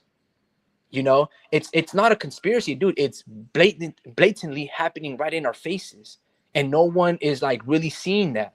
Only when it's our favorite fighter getting beat, or when it benefits our favorite fighters, right? Or doesn't benefit our favorite fighters, that's when we cry about it, and then we forget about it like nothing ever happens. So it's not necessarily a conspiracy, dude. It's happening more often than we know, very common, and it's just like Oh, when it benefits us and it helps us win our parlay, we just like, nah, bro, it's okay. But when we want to call it fair, then you got to really see the facts of the matter and be like, nah, dude, this has to change because this is not what we stand for. You know what I mean? So it's when you talk about cleaning up the sport, it's not just making amendments to the the scoring constitution and all of these matters. No, it starts with everybody, the judges, how big the ring is going to be, what kind of gloves that you can use. Like you can go four different ways to become a champion, right? Boxing is the Wild West. You can go four different ways. I can become an IBF and have no drug testing, but there's going to be a rehydration clause. Or I can go through the WBC and there is drug testing, but there is no rehydration clause. I can go to the WBA route and fight for the interim belt, not the super champion belt, right? So I can be called a champion, but just like a division B champion, right? Division two, college speaking. Or I can go the WBO route, not really stringent upon drug testing or a rehydration clause, as long as I'm in cahoots or in good standing with Paco Villarreal from Puerto Rico or the WBO. So again, boxing is a wild west and it will continue to do so. But at least when it comes down to the judging or the judges and the ref, that has to be like universally applied through all the sport of boxing, and it really isn't. Everybody anoints their own judges and refs who they favor their fighters, and there's this underlining code where I don't have to give this person more money. I think it was Andre Ward or Virgil Hunter saying like, no, these guys, all these guys do is put them in first class resorts, give them a quota for amazing food banquets, put them in the best hotels, give them access to certain fighters, and that's all they care about. And that's pretty much like paying you under the table. And if you want to continue to be a judge in my promotional company, then you know what you need to do. But we don't have to speak about it because we already know what's expected. So it's not necessarily a conspiracy. It's just this is what's happening behind the scenes and this unspoken rule that's going on, that type of unspoken law and order. Speed, bro, you kind of silent. Yeah, man. What's up with you, man? Yeah, Stop. it's 9 because a.m. you nothing to don't say. shut up. That's You because you always don't shut up. You talk for 30 minutes and then nah, you talk just to me kidding. about me being verbose. You haven't even let Dream say something. He's just been putting himself on mute and eating whatever it is that he's eating. I'm not even eating You're anything. What not are you even talking eating about? nothing, bro. That's crazy. I want to ask you guys a question. Arnold Barboza versus Jose Ramirez. What are your guys' thoughts?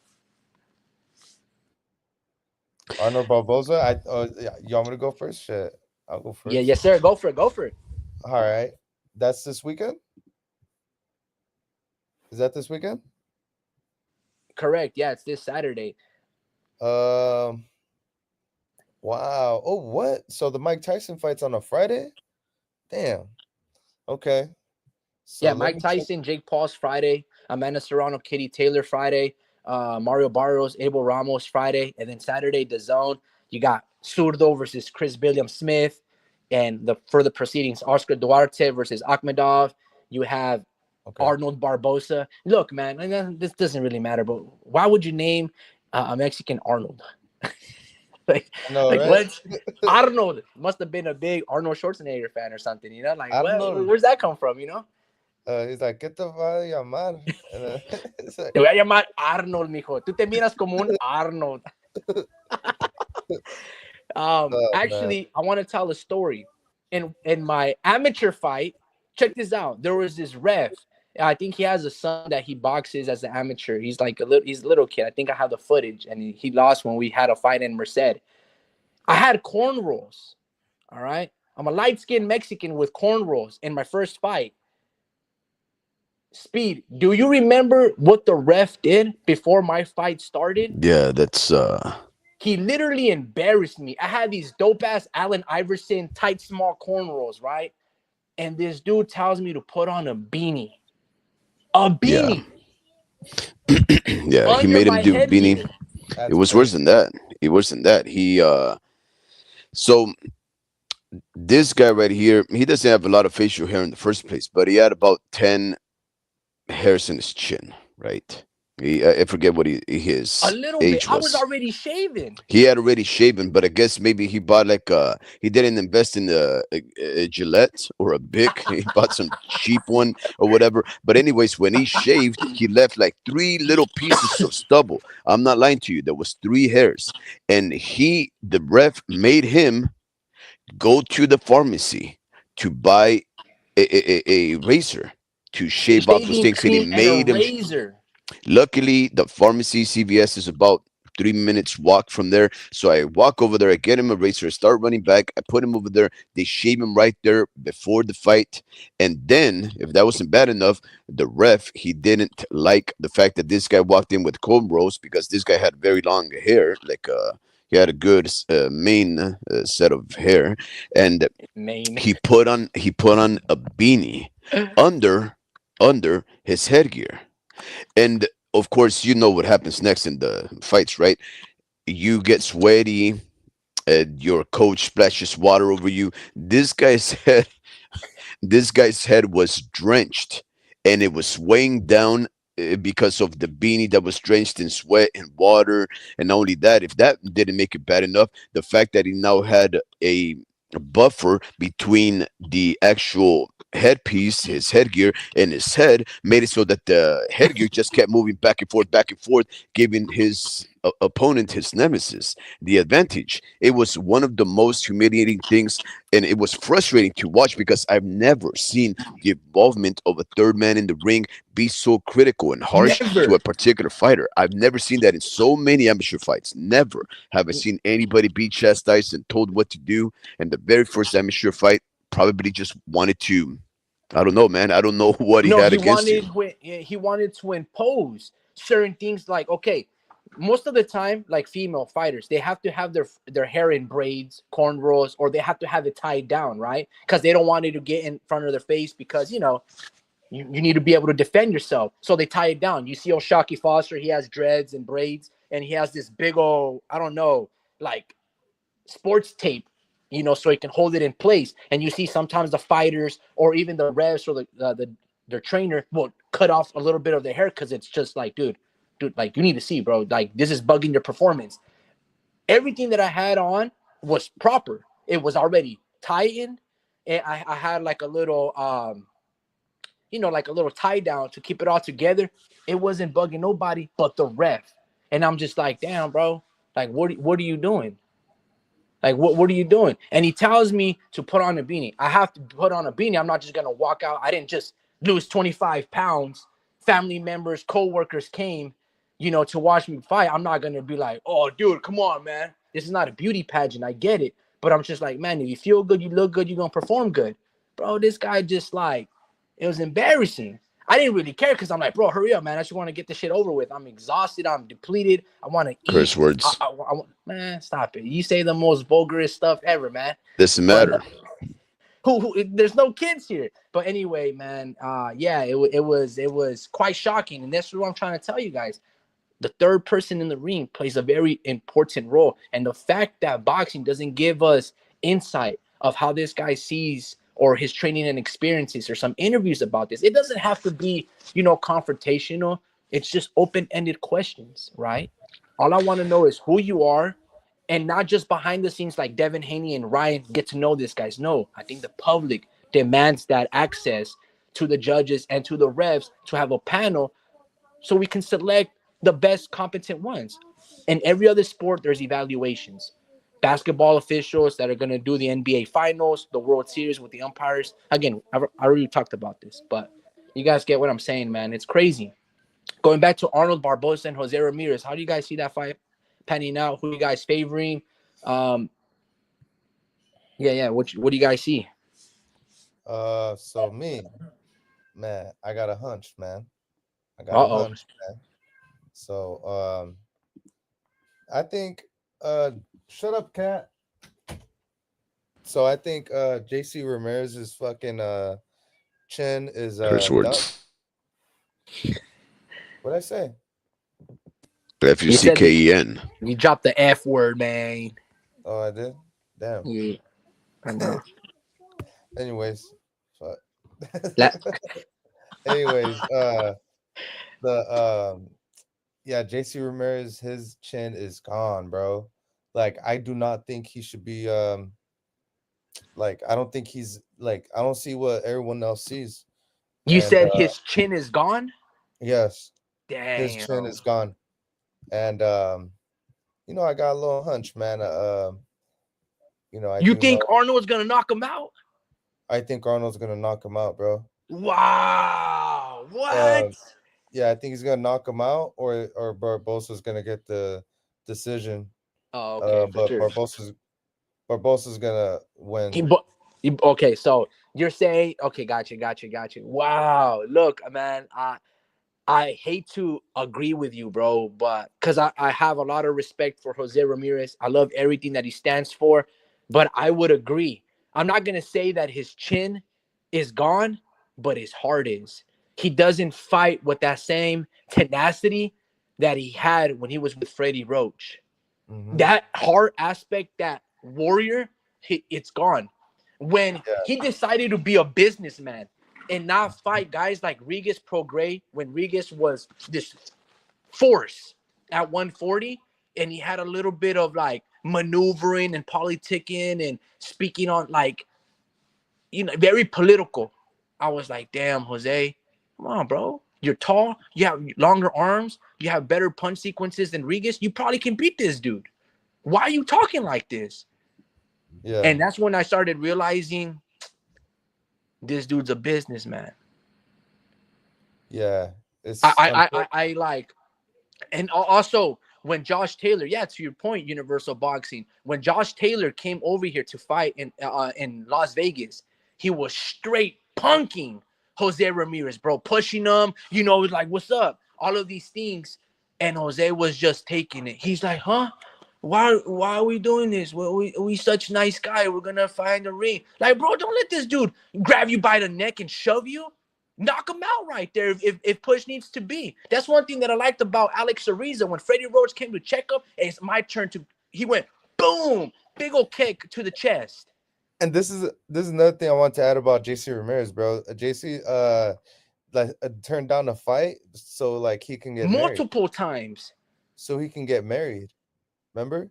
Oh, but Like, that's okay because Josh Taylor did the same thing to I think Jack Catterall. He but went to he go timed get it married. better He had though. surgery on the rematch. Like a lot of fighters do that, But he and timed that's it a okay. lot Like, but he timed it a lot better though. Like he got married while he was like going through rehab and shit. Like he had no choice but yeah. to not fight. Like JC was good, but he was like, "Nah, I'm gonna get married."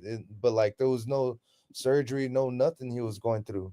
Oh You no, know? but that's come on, man. Don't tell me that he used his wife to cower so he can get out of fights. Nah, man. These fighters, I'm telling you, man, there's ways to do hey, it. look, There's ways to I do wouldn't it. be This is surprised, marriage but isn't marriage.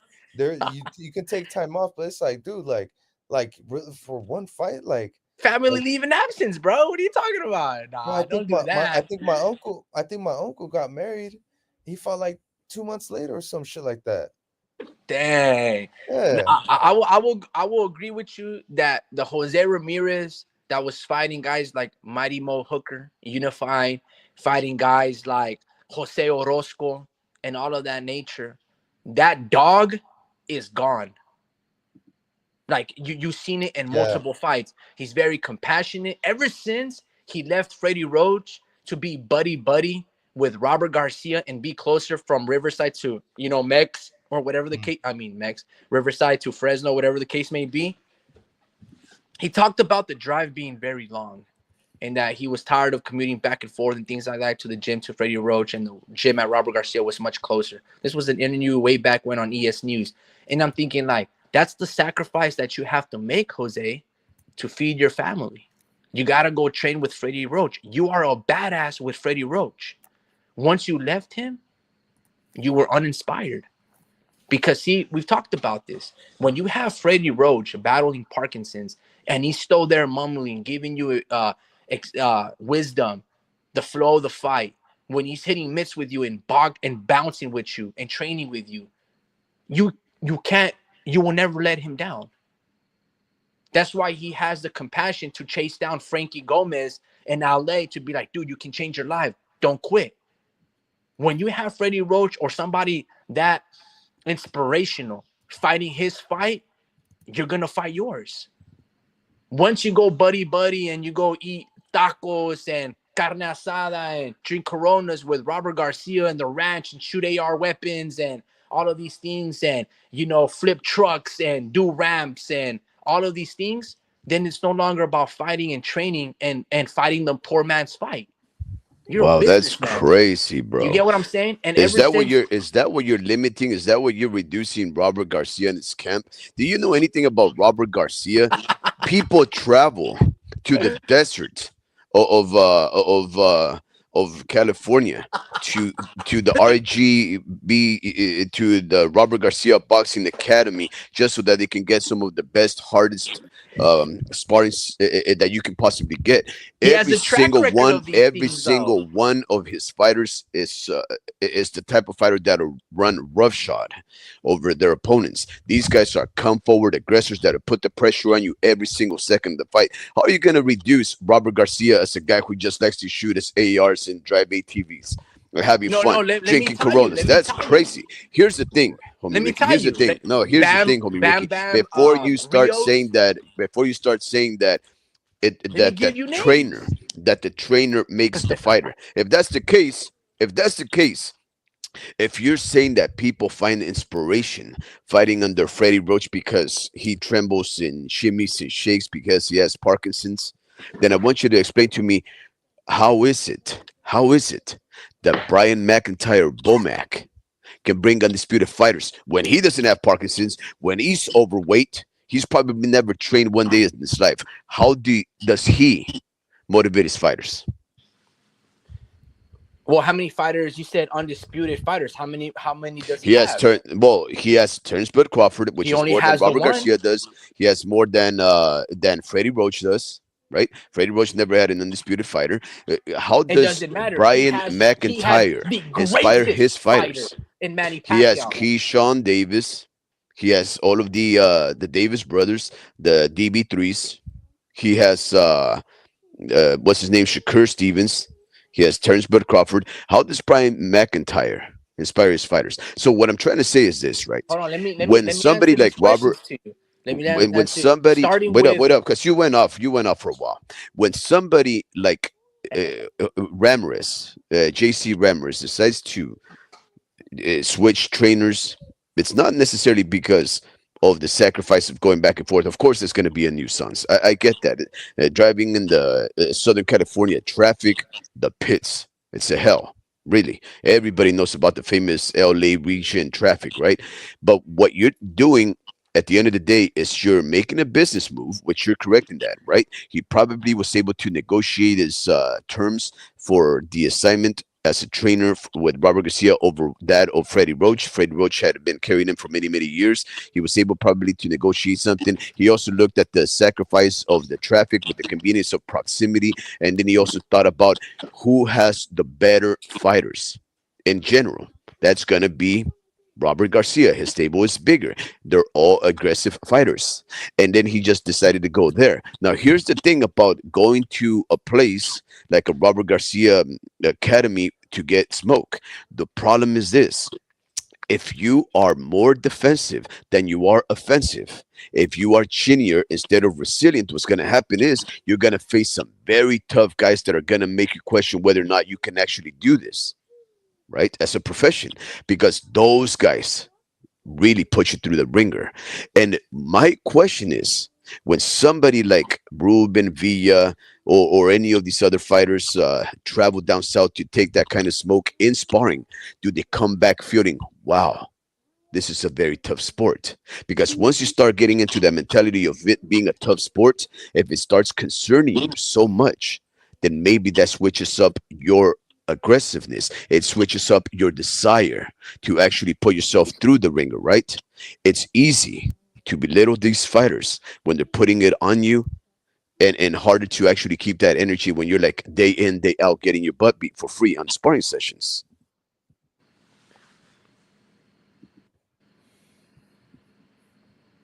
Rick. Yeah, no, I mean, look, all I'm gonna say is this: a couple of track records, right? So you asked a couple of questions. So I was just specifically talking about Jose Ramirez and what he's turned out to be under Robert Garcia.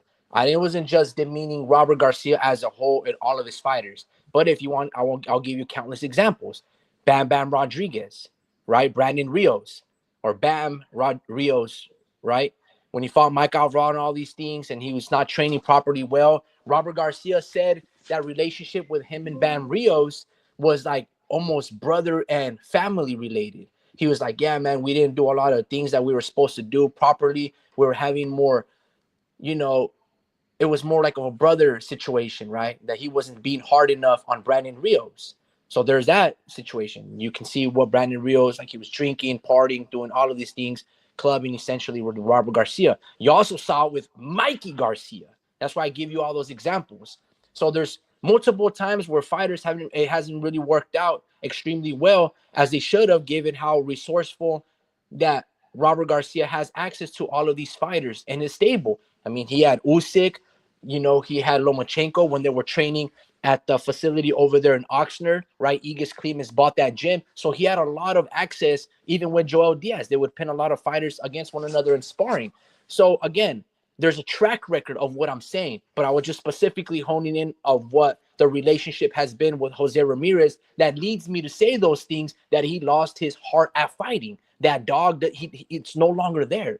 And you can see how he doesn't fight with that same tenacity.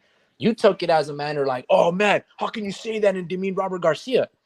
I was just talking about the relationship of Jose Ramirez, most importantly, not all of his fighters. So it doesn't like, it's not applicable to everybody. I wasn't even talking that bad about Robert. It was just mainly about Jose. You made it there. As for Brian McIntyre, make no mistake about it.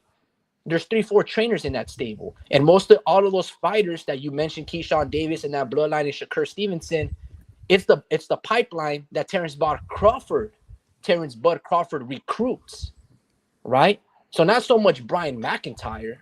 And I'm not trying to say that he's not a good manager, boxing trainer, and all of these things, because he used to be a professional fighter himself. But I mean, that's why he has Breadman or Redman, and then he has Saul and all of these guys hitting mitts and training with Bud. So Bud is bringing in those fighters. Much like I don't think it's Eddie Reynoso bringing in Julio Cesar Martinez and Andy Ruiz and Ryan Garcia. It has everything to do with Canelo Alvarez. Where Robert Garcia, it has Yeah, good everything to point. do with Robert, right? Robert's the one recruiting these fighters. He has an amateur program. He promotes his He own said events. Robert is doing those things, not anybody else, he right? said good he said good point because he wasn't listening. Oh yeah, you've Yeah, been no, listening. I You're the mean, one who every I time just we got ask you to. something, you're like, "What? I don't know what's going on." That's crazy, bro. Yeah, I'm So listening. with Arnold, I would agree with you, Drew and Speed and the Universal Boxing Establishment. I believe that Arnold Barbosa will win, and it saddens me that Jose Ramirez has become what he's become of late. Because not only was he one of my favorite fighters on the come up, but yeah, man, I wanted him to be the first Mexican American out of California to become undisputed, and he fell short against Josh Taylor. Now, when I look back at that fight was very close, but Josh did win because of those two knockdowns, right? Unfortunately, this happens in the sport of boxing, but that's not that type of performance where Jose should be demoralized. Yes and no, in the sense that, damn, man, I lost this moment. I could have made history. I could have solidified my legacy, X, Y, and Z. I get it. I get it. But, bro, you gave an amazing fight. You just had two hiccups. He slipped, shot the two over, dropped you in like the fourth or the fifth round. And then you had that dumbass mistake where Josh initiates the clinch, he lets go, hits you with an uppercut, you fall backwards. But dude, you still gave an amazing, valiant effort where you were still in the fight. You lost, but there's nothing to like hold your head up high during like a loss. You're good. But he didn't interpret it that So way. who's gonna win, homie? Arnold Barbosa by decision. And you dream you agree with that, right? I think you said Barbosa you have him for the win, and I believe you said by decision also, right? Yeah, but like it's Barboza. Like if I had one choice, like money line Hmm. Barboza, but if I had to choose like how the outcome was, I would Hmm. probably say decision because his Yeah. like yeah decision just because he's not punching like Barthélemy. I think Bartholomew had had this is a strong fighter. I think he's stronger than fucking sorry than Arnold, Hmm.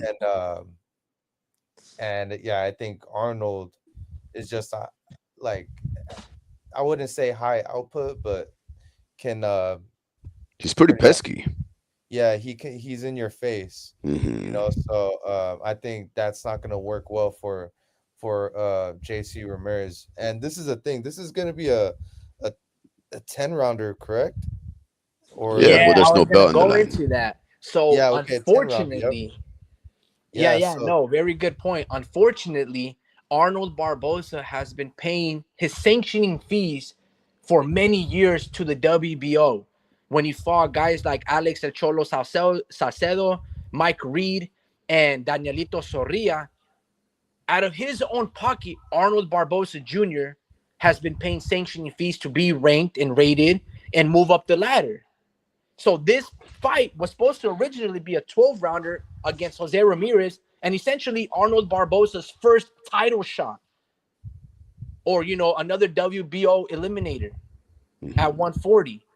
Turns out Gustavo Olivieri, who is now the president of the WBO, he said this fight was never ordered or sanctioned even as an eliminator. And then Barbosa, he's screaming foul. He's like, damn, bro, I'm paying sanctioning fees for these last couple of years, taking money out of my children's, pockets, out of my own pockets to get rated. And this is not even like the disrespect. What Arnold Barbosa should do is sue them. Sue them for not honoring their own bylaws of their own regulations, because it reminds me of the same situation with Dylan White and all of these fighters that continue to pay mandatory fees to get into that position. And because there's, bigger fights or the ends justify the means, these fighters don't get the opportunity. So Arnold Barboza should sue them, man, because that's one of the things and one of the reasons why he left Top Rank, because they couldn't give him a title shot. And it's the same thing happening all over. And it's insane, bro. It's insane. well, I think this is a And sticker right here. it became a 10 rounder, not a 12. It's not eliminator. It's just, I guess, a relatively, popular fight between some top 10, 15 fighters, man. It's insane. The Universal Boxing Establishment says Virgil Ortiz, in my opinion, hasn't improved much under the Robert Garcia Boxing Academy. I'm just saying, he's still the same. I feel Virgil's too good for Robert. Sure, they have a great rough and rugged fighters, but fighters are born. They are not made. Ooh, I one of the things that I'll say when it comes down to Virgil Ortiz's career, I agree with overall with that statement that you typed. I will say this: when Virgil originally left Robert Garcia, and I didn't mean to cut you off, Joe. I knew you were going to say something in regards to that fight. So I'll go back to you real quick. Virgil Ortiz, he left Robert Garcia Academy because Robert Garcia went to be in the corner of Bam Bam Rodriguez. And Hmm. Robert Garcia had his son, they call him Pita. They had him be the main trainer for one of Virgil Ortiz's fights. I think it was against McKinson. And Virgil Ortiz was like, dude, I need my experienced main trainer or ex-professional boxer and Robert right here working this corner. That didn't sit well with Virgil and Virgil Sr., right? So they decided to be like, bro, if you're not going to be on our fighter's corner, who's probably the best fighter out of your gym, like, we're going to do our own ways. Mhm. So that's why Virgil left. When Virgil left, rumor had it that his father was working him excessively, where Virgil, ended up like not cutting weight properly, had a couple of inactivity, ended up developing long COVID, which was called rambiosis or things of that nature. Essentially, he was almost dying on him. And the father was like, dude, I've been my son's trainer since the amateurs when we were kids. I'm not working him extremely hard. Virgil is just a hard worker. He's always worked extremely hard.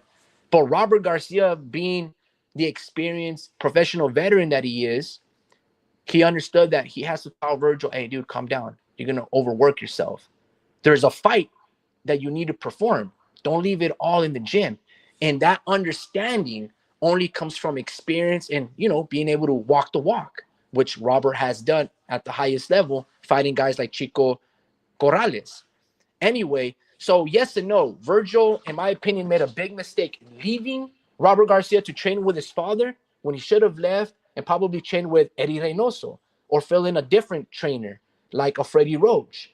But since he's gone back with Robert Garcia, he's had 3 comeback fights. I will agree that he hasn't made a lot of improvements in terms of his style, but maybe Virgil was truly never that guy. Or he never needed to improve on something, right? Because the fights that he had ultimately ended up the same way, by knockouts or early stoppages of his opponents, and Yeah, his that's true. formula has been working so far. It's like Abdullah Mason, right?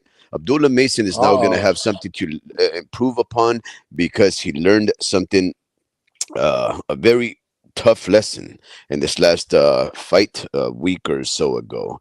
Dream, do you think, like a universal boxing establishment says, I'm sure you see it, right? Do you see any improvement under RGBA for Virgil? I mean, I don't see it. Straight up and down fighter for me, right? That's the way I see it. If there's any fighter that's straight up and down, to me, it's Virgil Ortiz Jr. Yeah, no, I think Virgil.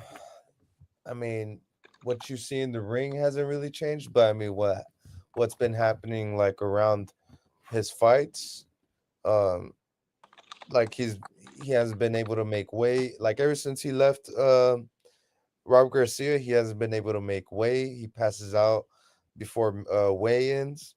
He comes back to Robert Garcia. He makes weight and he wins a world championship belt.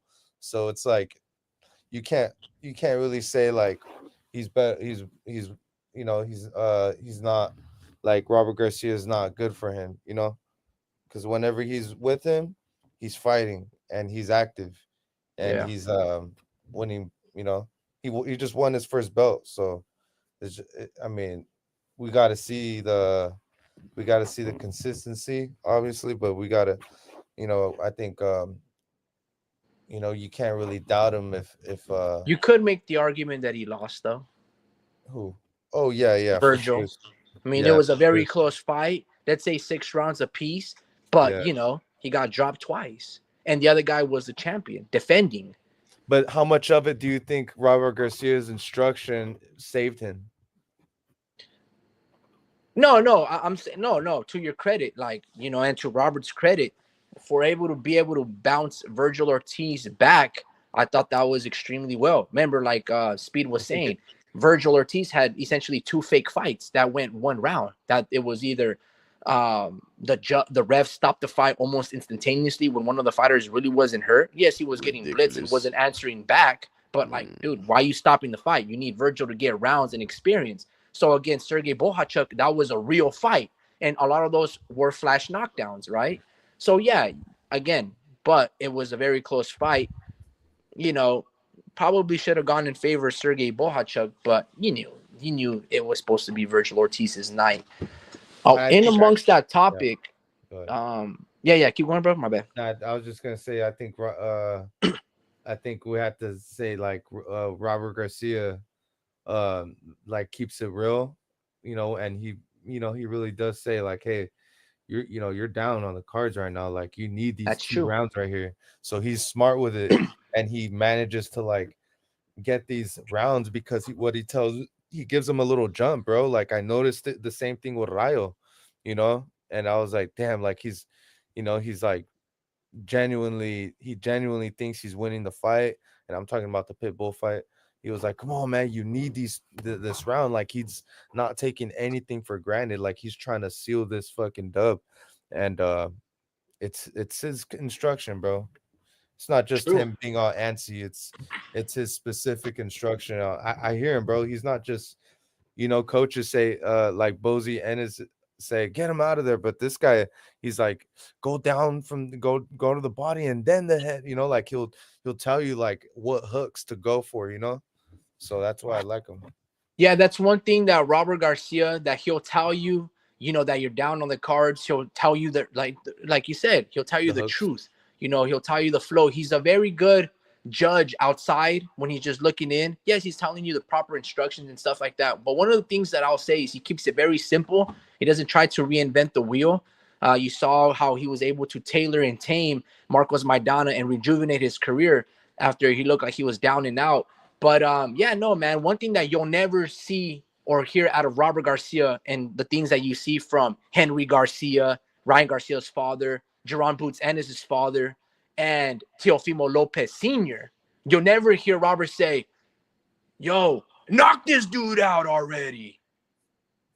Yeah, Hey, what the fuck are you doing? Box him. You'll never hear him contradict himself in the spur of a moment. Like, there's no moment too big enough for Robert where he'll just be like, no, he's always even Neil. Cool, calm, and collected, giving you simple instruction, telling you what you need to do. I seen this fight with Xavier Martinez, a fighter from Sacramento. He was fighting a guy from Las Vegas who lost to, well, in my opinion, he lost to Abraham Nova, Ortega or Andrew Cortez, my bad. Xavier or Martinez and Cortez. And Xavier Martinez was getting beat, bro. He was easily getting beat. And Robert was like, bro, what are you doing? Bro, you're not even letting your hands go in combinations. For every punch that you throw, this guy's throwing 3 or 4. And then in one of the rounds, you see a big old cut underneath Xavier Martinez's eye. Like, it's nasty old gash.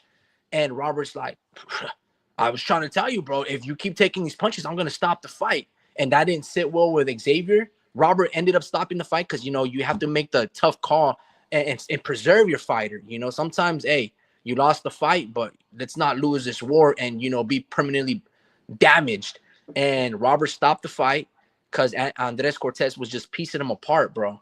And Xavier like, he had to save the fighter from himself, and Robert will do that. And I'm pretty sure Xavier Martinez went to a different trainer, but it's like, dude, Robert was telling you the real deal and the stuff that you needed to hear, and you were just reluctant to listen to an instruction. And that's one of the things that I love Joel Diaz for.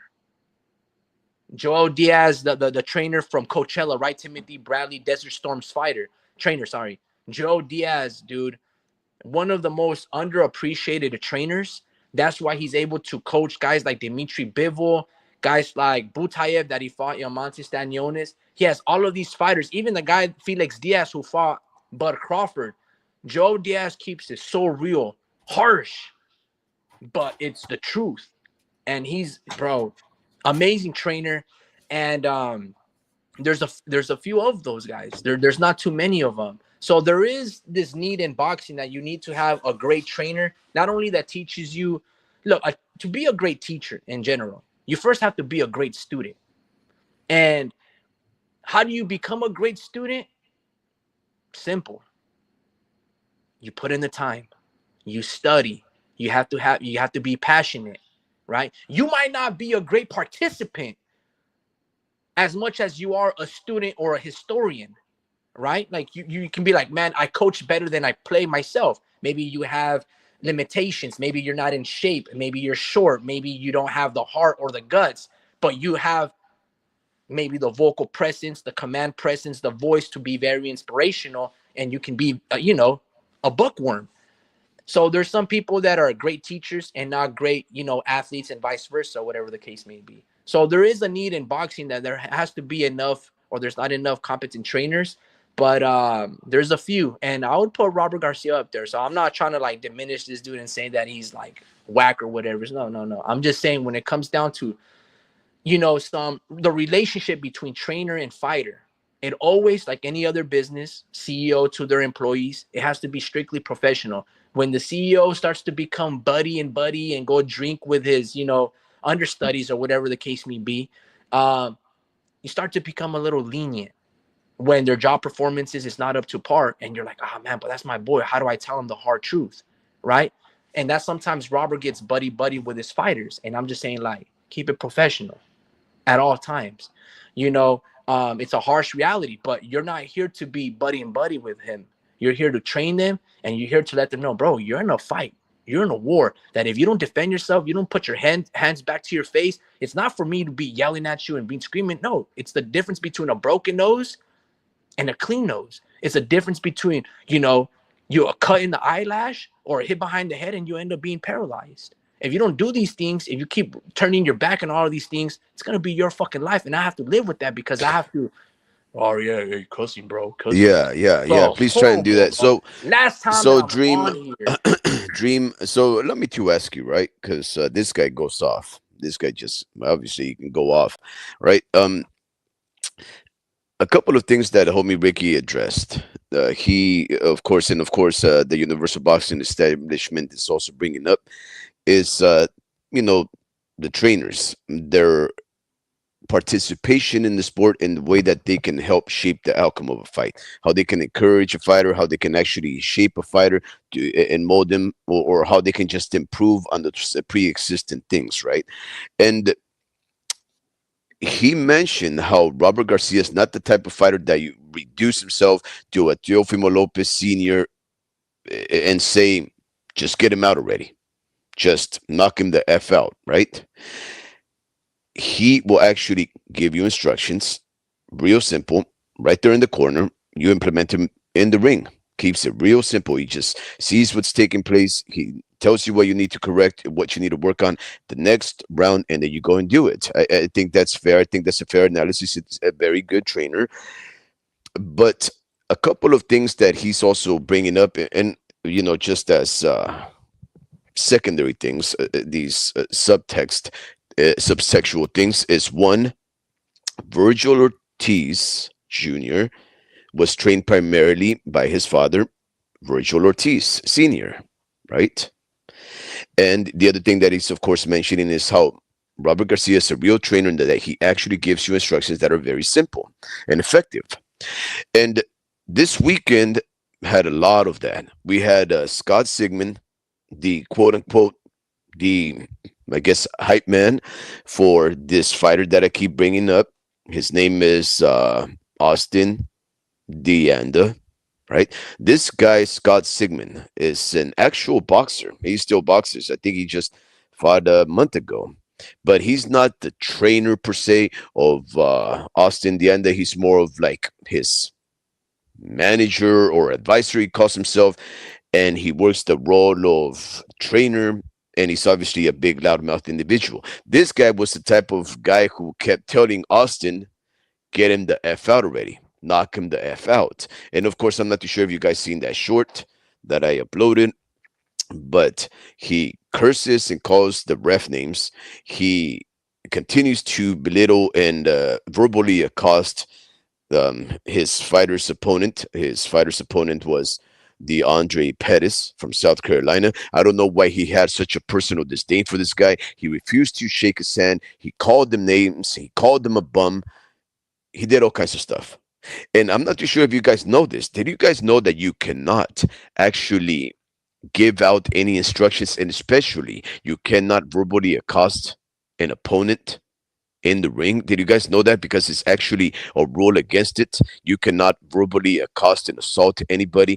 And once the round starts, the seconds cannot actually dictate orders or give instructions from the corner. Did you guys know that?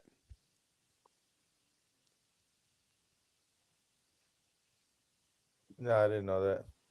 Did you know that, homie Ricky? Did you know that you cannot actually give instructions once the round begins? I'm pretty sure you can though. Like They I do, heard. of course they do, but you can't do that.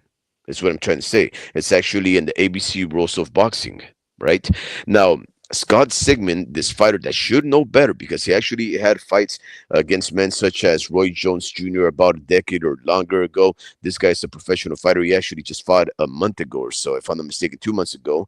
Um, this guy really violated so many rules of the sport of boxing. And it was funny. It was very strange how the third man in the ring didn't do anything to stop it. I've never seen a cornerman tell the opponent of his fighter so many things to intimidate him, so many curse words. He made it very personal, and I plan to take action. Now, what is the whole point that I'm bringing up? I'm trying to bring up the fact that the men that you trust in the corner should be professional, serious individuals. Robert Garcia is a professional, serious individual, and we know that because of his conduct. We know that because of the way that he is willing to meddle into the affairs of his fighters by trying to either give him simple instructions so that they could be successful or stop the fight in accordance to what he thinks is better for his fighters' health, right? But we also have to consider the role of a father trainer like Virgil Ortiz Sr., the role of a fighter trainer like the elder Mason, Abdullah Mason's father. Dream, let me ask you because it seems like homie Ricky just hopped off. Abdullah Mason has been trained by his father for the longest of time. And I loved seeing all the Mason brothers. There was about three or four of them. And then the father, who looks very, very young. And of course, the baby of the bunch was this Abdullah, 20-year-old. He just barely turned 20. Incredible fighter, very spirited individual. Lovely, lovely kid. I love that kid. He's, well, I have nothing bad to say about that kid. This is one of those fighters like the Universal Boxing Establishment mentioned in his last comment. They are very respectful and they have so much potential that it makes it easy to be a fan of an Abdullah Mason. But when you saw this fight this weekend versus his opponent Johan Vasquez, where Abdullah Mason at the first round he gets dropped twice, and I think or maybe once no, twice in the first round, and then he ended up stopping his opponent. When you see those kind of things, right? When they're stepping him up in the competition, do you start thinking Abdullah has to leave his father and train under somebody else, or at least maybe shop around to see what else is out there to offer him? Do you have any concerns for somebody like Abdullah Mason in this juncture in his career where he's starting to show defensive flaws that might subject him to being stopped prematurely by the right fighter? Do I think he needs to switch trainers?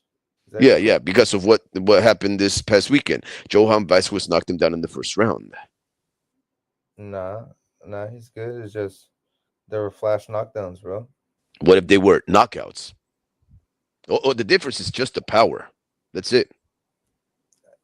You just said if they were knockouts. Yeah, because that easily could have been a knockout. A left check, a left hook like the one that Johan Vasquez landed.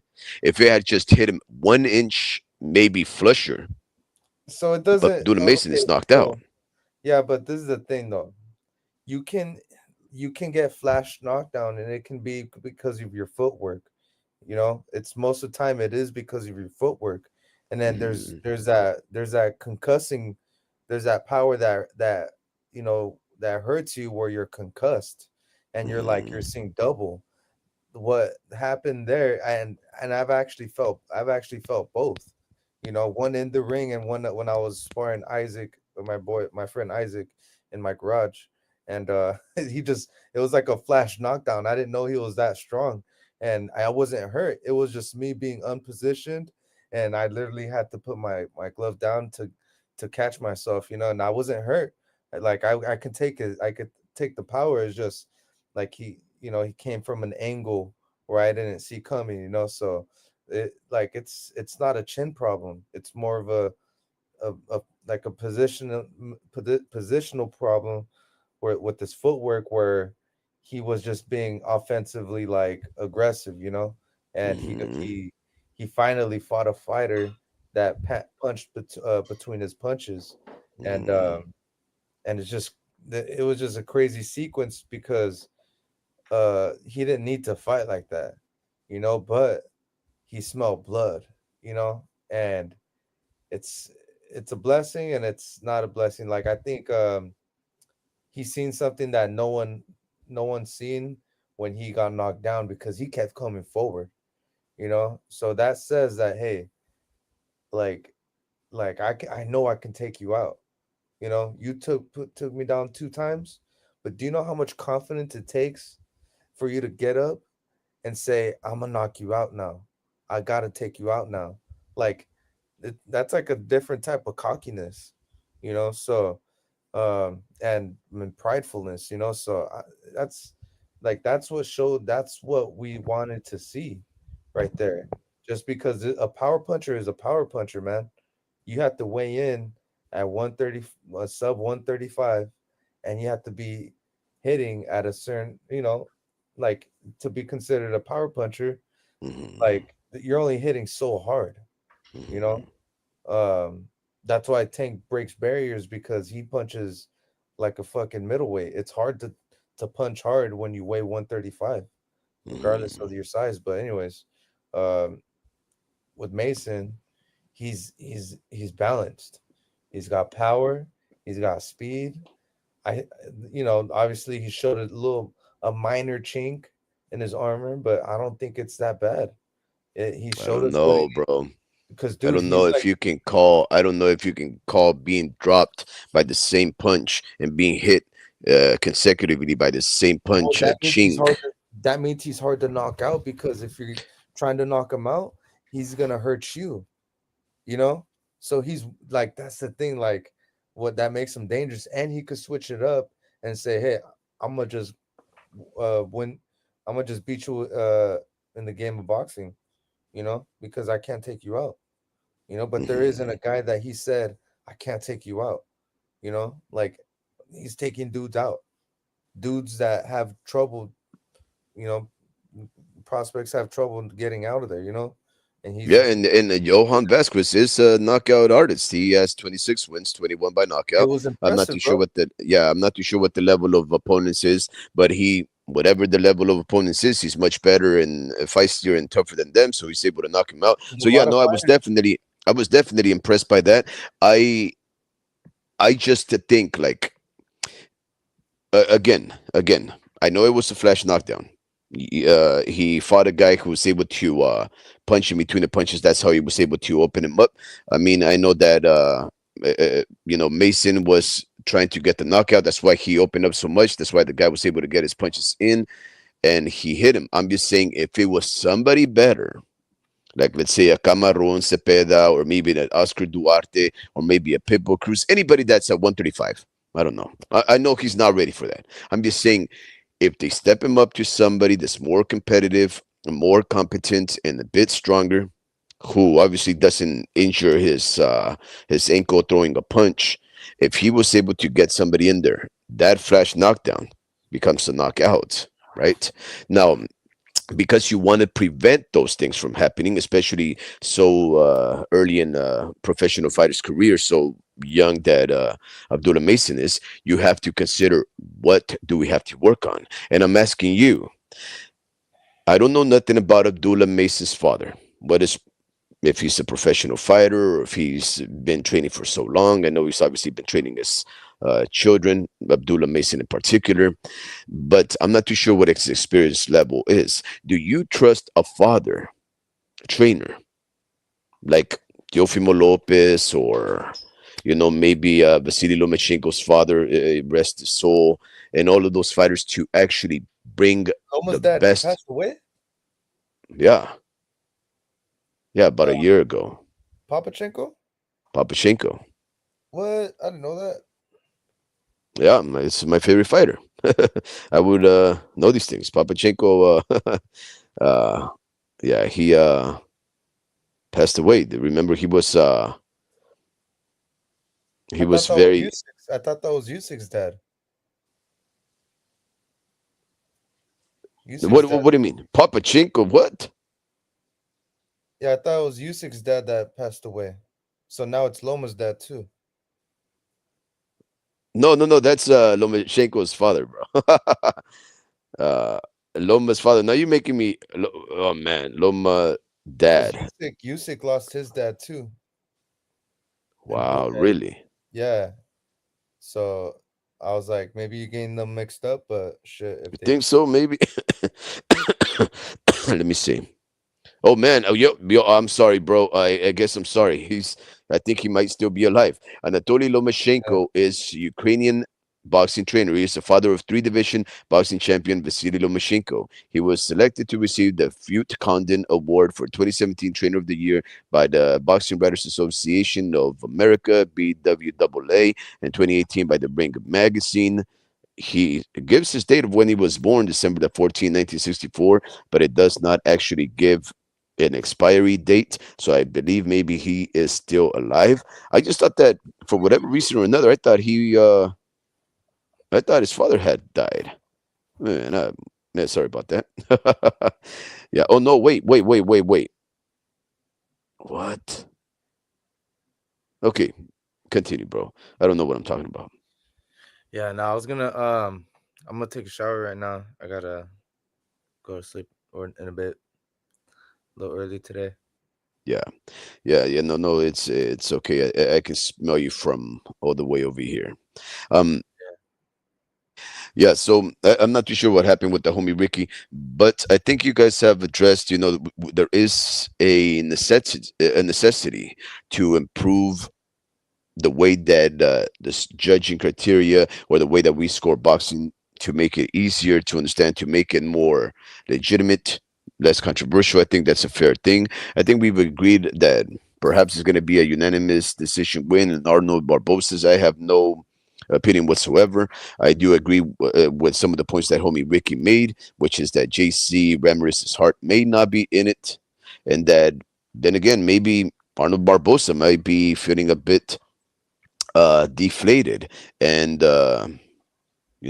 upset that he was again placing a 10 rounder, not even in an elimination match for a bout. So maybe that's very frustrating. I'm sure that he's going to be very ticked off at Mr. Mauritian for not putting him in a championship level fight yet, Is that especially gonna with a affect fighter. his? Is that gonna affect the fight? You think? You know, Like, you think emotionally he's just gonna be in distress and he's just gonna be emotional? I'm messing with you, bro. I'm no, no, kidding. no, no. Well, you do know that a lot of boxing is the mental game. Um, I think he's going to resign to the fact that it's not a championship level fight, right? But it is a very tough fight for him to win in the first place. That I would wager to say that he is going to be frustrated knowing that he's going to be fighting a former unified champion at the weight class that he's been campaigning for a very long time without even allowing that win to take him to a championship fight after this. Yeah, of course it's going to depress him. Of course it's going to upset him. Do I think he's mentally strong enough to overcome that and just resign and say, hey, whatever, it's been, you know, the story of my life. I've been fighting for so long, waiting for Devin Haney, waiting for Regis Progra, waiting for all of these fighters that even Ryan Garcia, waiting for all these chances that have always escaped me. And I'm going to be fighting a great name from the same region that I come from. That's likely going to pack the house. Oh wait, it's in Saudi Arabia, but it's going to bring a lot of intrigue. Even if I win, I'm not going to get a shot at the belt, and I can actually lose because this guy has way more experience and a better resume than me. Of course, it's going to upset him, but I think maybe that's going to motivate him enough to fight and overcome that odd because that has been the story of his life. In the case of JC Ramirez, he's already been there. And in fact, he, like you guys said, his heart might not be there and he might just be ready for an upset. I don't think Barbosa has what it takes to stop JC Ramirez. I do think Ramirez has what it takes to knock out Barbosa, but I just don't think that he's going to do it. He's been Do you looking think? very shot. Do you think Barbosa is gonna show that he's depressed? The Puest? What's a Puest? What's a Puest? I'm messing with you. I No, gotta what's go. a Puest? Depressed. Yeah, I don't Depressed. know. No. Oh, depressed. Oh, like a baby. Okay, well, yeah, whatever. All right, man, go take a shower. All right, man. Hold it down here. Okay, guys. So before we call it a night, I'm just gonna read one last thing that I found to be very, very interesting. And whenever I read these missives by that always get presented right here on Boxing News 24/7, these writers are very sardonic, very dismissive over fighters, and I'm not too sure why they always take this approach of addressing the going ons in the sport in such a light fashion, but they always seem to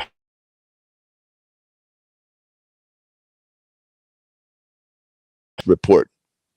It says why Ramirez versus William Smith won't be the fireworks fans expected, right? And I was thinking something quite the opposite. I was thinking that this fight is going to be a very, very good fight because maybe you guys don't know much about Chris Billiam Smith, CBS for short. But again, Chris Billiam Smith, the very first time that I was introduced to him was at the outset of the pandemic when there really was no boxing events or any kind of live entertainment really going on in the world, it seemed. So Mr. Eddie Hearn devised a plan. He said, in my mansion, in my plantation, or whatever you call those big territories with beautiful lands and a huge mansion, in my mansion, I'm going to be hosting in my front lawn these fights. So in the UK, he put up this beautiful ring. He had a select few people go in there, and he had these fights. And I was introduced to Chris Billiam Smith. He looked great. He's going to be fighting Zurdo Ramirez, and this is what these fighter. This is what is written by a individual by the name of Robbie Bannatyne. I'm just going to read a couple of things. It's titled "Why Ramirez versus Billiam Smith Won't Be the Fireworks Fans Expect." I actually do think it'll be fireworks, but this guy says the opposite. He says Saturday, November 16th, in a unification fight at a cruiserweight in Riyadh in Latino night, the 34-year-old WBO champion Billiam Smith, 20-1, 13 KOs, will take on WBA champ host Zurdo Ramirez, 46-1, 30 KOs, and a 12-round fight with the opener likely to face IBF champ Jay Opetaya. We know Jay Opetaya is an incredible three-belt holder. And if they get him, man, they're in trouble because Jay Obadiah is a killer. And he goes on to say that Cerruto Ramirez and William Smith are under much pressure to entertain, as neither is known for their entertaining style. Wow, is that true? The 34-year-old William Smith is a clincher and doesn't possess a lot of power. I think that is true for the most part, guys. I think William Smith is not a powerful fighter. But as far as clinching, I don't have any kind of issue with clinching. Clinching is an art form. Clinching is not the same as holding, by the way. Clinching is close quarters, a tight knit aggression that you post, frame, and you open up at their opponents in order to find very little venues of event where you can capitalize, and then the cumulative power will get you the win at the end. Some of them are better than others. Like Lomachenko is a very great clincher, and he is able to actually knock you down from a clinch, right? But he calls CBS a clincher, okay, with that lacks power. And he goes on to say about Zurdo, both are what you call huggers. And it's the poison of the eyes for the average fan. I absolutely hate this fight with all of my being. He wishes it to go away. Look, guys, I'm not too sure if this fight will be fought by two quote unquote huggers, right? I do think they do tangle up. I'm sure that there will be entanglements in those kind of close quarters fighting. I'm sure that the ref, a capable ref, will be able to tell them to stop that, to engage, to separate or punch out of it. At least that's what I hope, because this fight has a potential to be quite good. Riyadh season, Latino night that takes place over the weekend, should be very entertaining. At least I hope so. And I hope that you guys do partake in the viewing experience of this here fight. It seems to be a grand fight where a lot of Latinos are gonna open up the market in Riyadh, Saudi Arabia. So please do not miss that. We'll talk more boxing hopefully soon enough. I hate the fact that I'm working with cheap, free version of StreamYard, but man, they just bumped up the rates. I used to pay 25 bucks on a monthly basis in order to go live, right? And then I went through a little bit of a financial rut where I didn't find it necessary to go live as much. I decided to save myself those 25 bucks. And to tell you the honest truth, nobody listens to these lives. So the few that do, we really do appreciate. But they just bumped it up to $36, guys. Highway robbery. There is no such thing as freedom of speech. Well, freedom of speech costs at least $36 if you want to go through StreamYard. And ladies and gentlemen, I bid you adieu. It's been fun. It's been very engaging. I hope you are doing well of health and sane of mind. And I hope to do it a little more professionally with less curse words from my guest on the next one. But until then, live long and prosper.